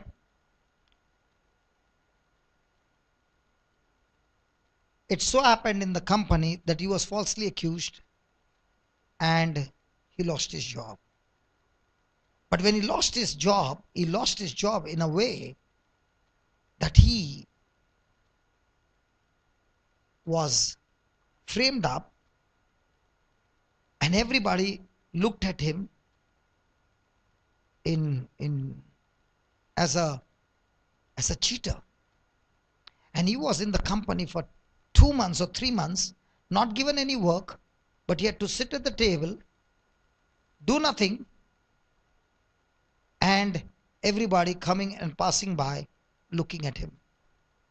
Is it extremely painful? This person went so mad that he would, even while driving the car, he would think somebody is following him. He became so crazy that he would be turning the bed upside down, turning the furniture, the curtain, because he thought everywhere there fit cameras, and he became insane, like an insane. And he was in Goa. So the wife said, you better go to Goa and spend some time there, because when you are here, it reminds you. And I got the news from the wife that his family had taken an appointment and they are going to put him in the psychiatrist ward. And when I heard that, I told the wife, I'm sorry to say to you, I'm not going to allow that to happen. I'm going right now to Goa and I'm going to kidnap him. And I'm telling you beforehand that I am taking him out of his house and I'm going to kidnap him, because if he goes, I've lost my brother forever. And I'm telling you so that when they are going to make a police complaint, you can tell them the brother has come and taken him and we don't know where. And I literally went to Goa, called him outside the house. He came and I said, come on, let's go. He said, where? I said, let's go to Bangalore. He said, why? I said, I'm kidnapping you. And we are very close to each other. And he trusted me. And he said, let me bring the clothes. I said, who wants the clothes? You go for clothes, you get stuck inside. Let's go. And I got him home and he was there with me for 15 days. And 15 days he was talking nonsense. Now began to teach him the word for 15 days. Okay. And the wife told him, brother has taken him, I don't know where. Thank God the police did not come after me. Hallelujah. Hallelujah. 15 days later on, he has to go back home. He said, let's go by flight. I said, no, I'm not going by flight. I'm going by bus because I have to take your revision. Like an oral exam, I'm taking revision. And I'm saying, listen, when you go to Goa, I told the wife, book the ticket. Praise God, book the ticket and get him on the flight back to Bahrain. If he goes into the ward, it's finished. The game is over. So after all this teaching, the kid was booked and this fellow did not take the flight. Praise God. I told her, book another one, doesn't matter. Book another one after 2 days. And this time I'm pleading with him. Hey brother, listen, what did we learn? What did we learn? Going into the flight. And there's no direct flight from Goa. You have to go to Bombay and then take. Oh my God. I came to know he took the flight from Goa. So he's come to Bombay. I caught hold of somebody and said, push him inside the international airport. Once you go in, Bombay ka airport में तुम बाहर नहीं आ सकते हैं. Praise God. तुमको flight में बिठाएगा ही. Praise God. And he took the flight and he landed in Bahrain. And now started the revision. The same person today is preaching the word of God. And the best part is, after 9 months, they found the truth. And they realized that they had unjustly treated an innocent man with all that. And you know what he said? Hey brother, the battle, the journey that I went through has been so beautiful that now my whole family, they were already in the Lord, my whole family has become so much close to Jesus. And I can now experience compassion and pain for everybody. Every month he comes for the retreat. Now he is settled in Pune. He comes from Pune to Goa to help us in our ministry work. I've become a kidnapper as well. But when you know the person, and you know this is just the shame, and the shame can kill him. And thank God the wife knows me, and it's not easy to kidnap somebody. Hallelujah. Thank you, Jesus.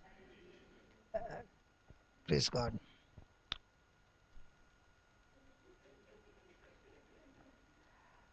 Hallelujah. Did we learn something? So where are we going to look at? And how do you look at Jesus? Take a picture of Jesus and keep on kissing. I'll tell you my story. Might be some of you laughed. I'll tell you my story. In my story, I had nothing to do with God. And when I was going through that, and I came out of, before I could come out, my wife took pictures of Jesus and Mother Mary, like that picture, okay, that big size.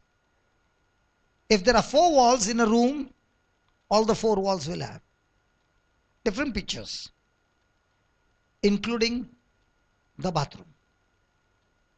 And she would say to me, see, Jesus is watching you. Because I was so much deep in depression that I was like a small baby. I still remember that stainless steel cross that she would give me. And I would hold it and never let it go. No matter what happens, never let it go. Even while sleeping, I would hold that and sleep. That was um,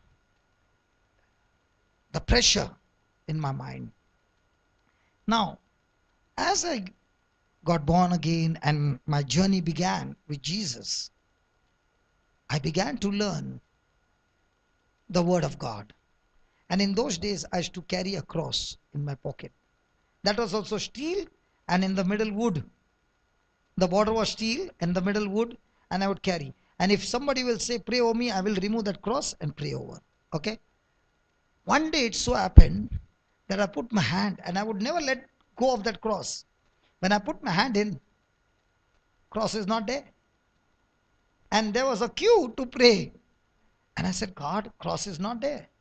So he asked me, am I in you or am I in that cross? I said, Lord, you are in me. So lay your hand and I will show you what I will do. Praise God. And I'm just a baby. I'm just about 1.5 months or 2 months. I was already laying hands in 1.5 months, 2 months. And when I laid my hands, I saw people getting healed left, right, everywhere. So I said, God, All this time I was carrying the cross. He said, yes, at that time you were drinking milk. You needed that cross to build up your faith because you were a baby. But now you are eating solid food. Now you don't need a cross in your hand. You have the cross in your heart. And now you are learning, looking at my cross, how you have to crucify your flesh to follow me. Praise God. So when somebody is holding the cross, I will never stop that person. But I will not tell him to take away that cross, but I will surely teach him and give him the pure milk by which he'll grow. And the day he gets the solid food, he now says, I have now Christ in me. Hallelujah. Shall we just close our eyes? Father, we thank you for our identity in Christ, that we are born again. We were born from our mother's womb, carnal, lost, and in the kingdom of darkness. It is you who gave us the grace. It is you who gave us the faith. When the gospel was preached and we were baptized in the Holy Ghost, spiritually born again. And from that day on, we longed and thirsted and craved for the spiritual food for our spirit. Thank you, Lord, that it is not by our works, but by the works that Jesus finished on the cross, enduring the cross with joy, running the race that was set before him, ignoring and despising the shame. Lord, it is you who has made us the citizens of heaven. Thank you, Lord, for teaching us that with the spirit of faith, life flows in abundance. But when we, with our own choice, doubt, disagree with your word, using our intellect, senses, that goes against the word, we give legal license to the enemy, the devil, to steal, kill, and destroy. Thank you, Lord, for giving us weapons that are not carnal but spiritual, that we can stop the enemy. But these weapons can be used only by those who are matured. And maturity comes when we learn to use the authority and the name of Jesus. When we totally rely, when we totally depend, when we are no more self-dependent, but God-dependent in everything. Thank you, Lord, for teaching us that every battle that comes into our life is not to punish us or torture us, but to make us grow spiritually stronger and stronger, and into a deep, intimate relationship with you, where we depend on you, Lord. Thank you, Lord, that you have shown us today the indicators of maturity: envy, jealousy, strife, division. All this are indicators that we are still immature. Lord, thank you that by studying the word, applying the word in our life, and facing the trials, depending on you, Holy Spirit, and your teaching and your prompting and your fellowship, not only brings the victory, but much more than the victory, brings forth deeper relationship, deeper trust, deeper dependence on you, Almighty God. Lord, the greatest moment in our relationship is when we call out to you and say, Lord, I need you. Every breath, every moment, I need you. For without you, I depend on myself, and in no time, that dependence takes me into a carnal journey. Help me, Lord, to all the time be in deep relationship with you, agreeing to your word, studying your word, upgrading myself with more and more knowledge of the word and applying that word in my day-to-day life. Thank you for showing us the strategy that the devil uses, making us look to the distractions, the pain, the situation, the circumstances, the insult, the abuse, to look away from you, O Lord Jesus. But now you have taught us that you are the source. You are the author of our faith. And not only the author, you are also the finisher of our faith. Thank you, Lord. Help us to take your battle as an example for us and receive the same kind of strength by the power of your Spirit, that when we are put to shame, help us to ignore the shame and keep on running the race that you have set before us and endure in that race with joy. And the joy gives us the strength that when we endure the trials with joy, these trials with joy and with love and forgiveness brings salvation to the lost souls whom we preach, whom we minister, whom we fellowship with. Thank you, Lord, for teaching us these truths. In the glorious name of Jesus. Amen. Come on, let's give the Lord a big hand. Hallelujah.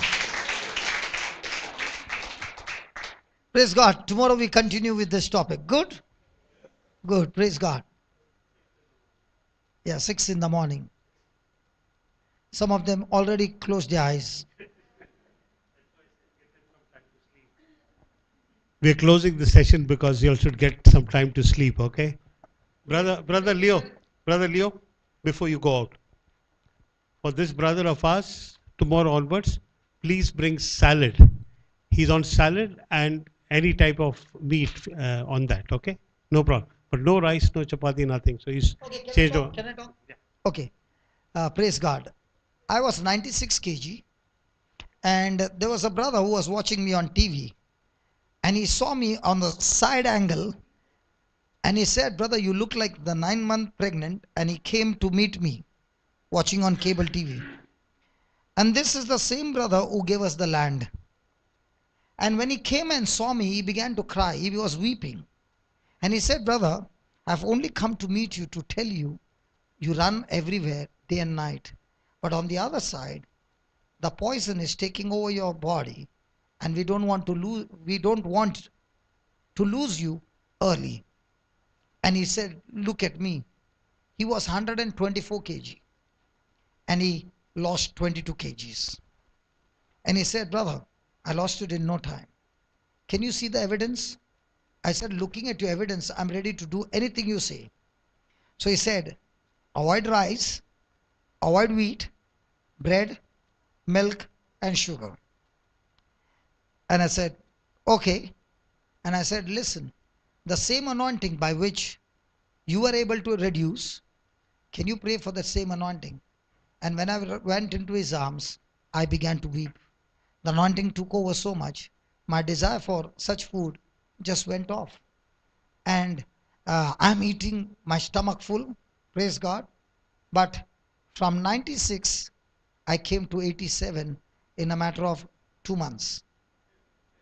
And I'm believing in the next 3 months, I should reach up to 80. And I'm sharing this with you because there are some things which I did not know. And this man tried with the machine, the track machine, the vibrator and all that. And he was a diabetic up to 450. Okay. From the time he began to do this, his diabetes is gone. So many things have become gone. And he's saying, "I'm absolutely healthy." And the best part is, when you eat the other stuff, salad and all that, kharcha is very less, man.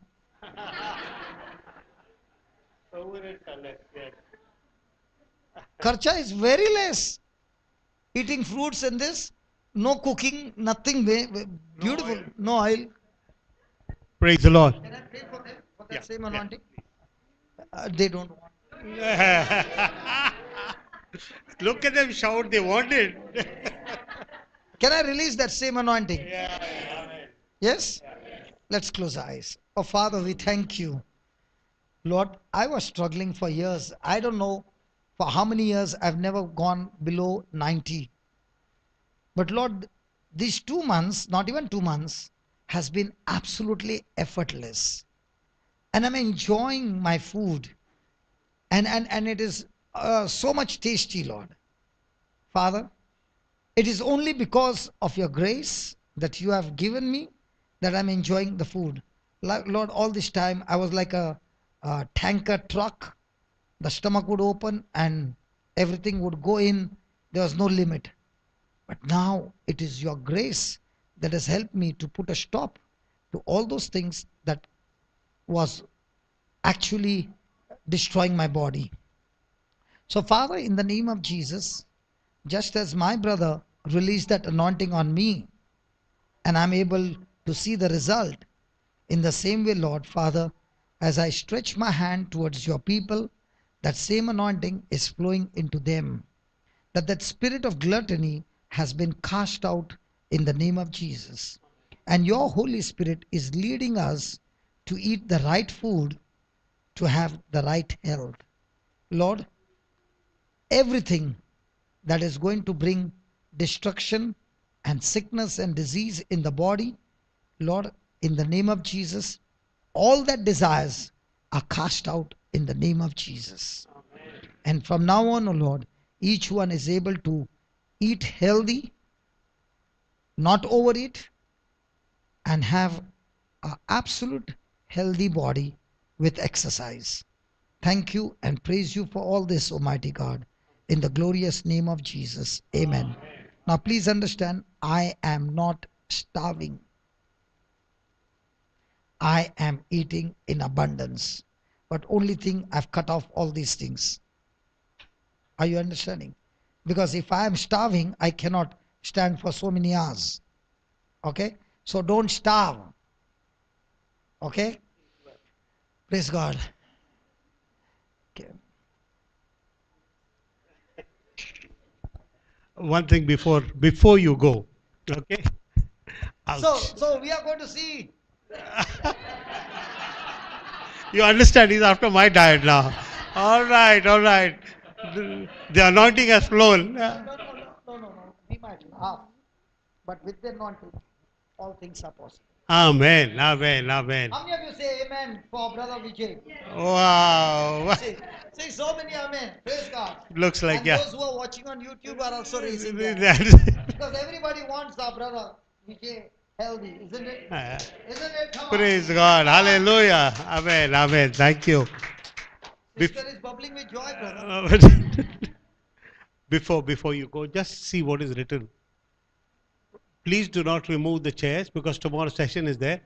Take at least 10 audio CDs and white books, 10, of course, not each, to share with others, spread the word. All of us have received the word of God.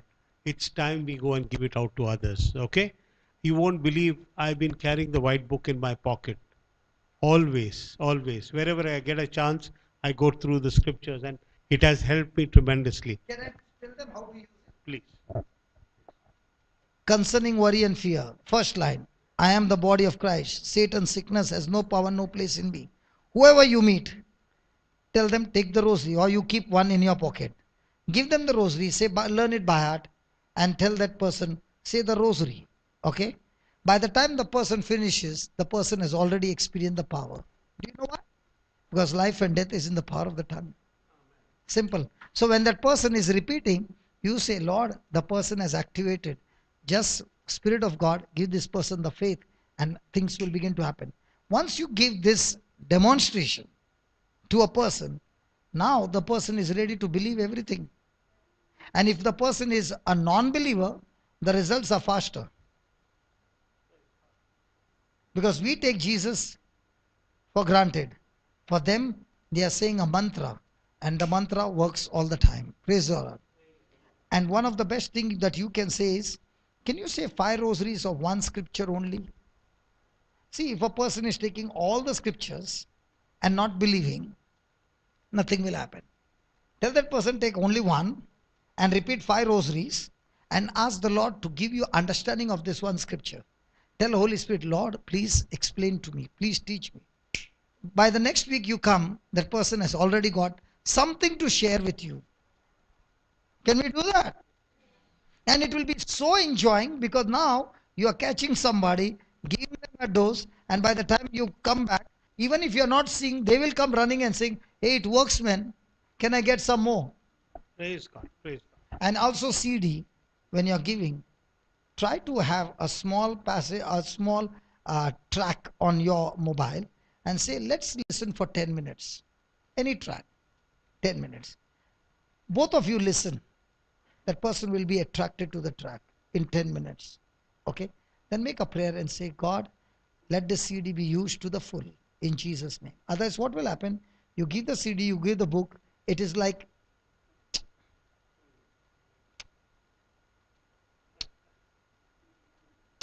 by now it has gone to the altar. Praise God.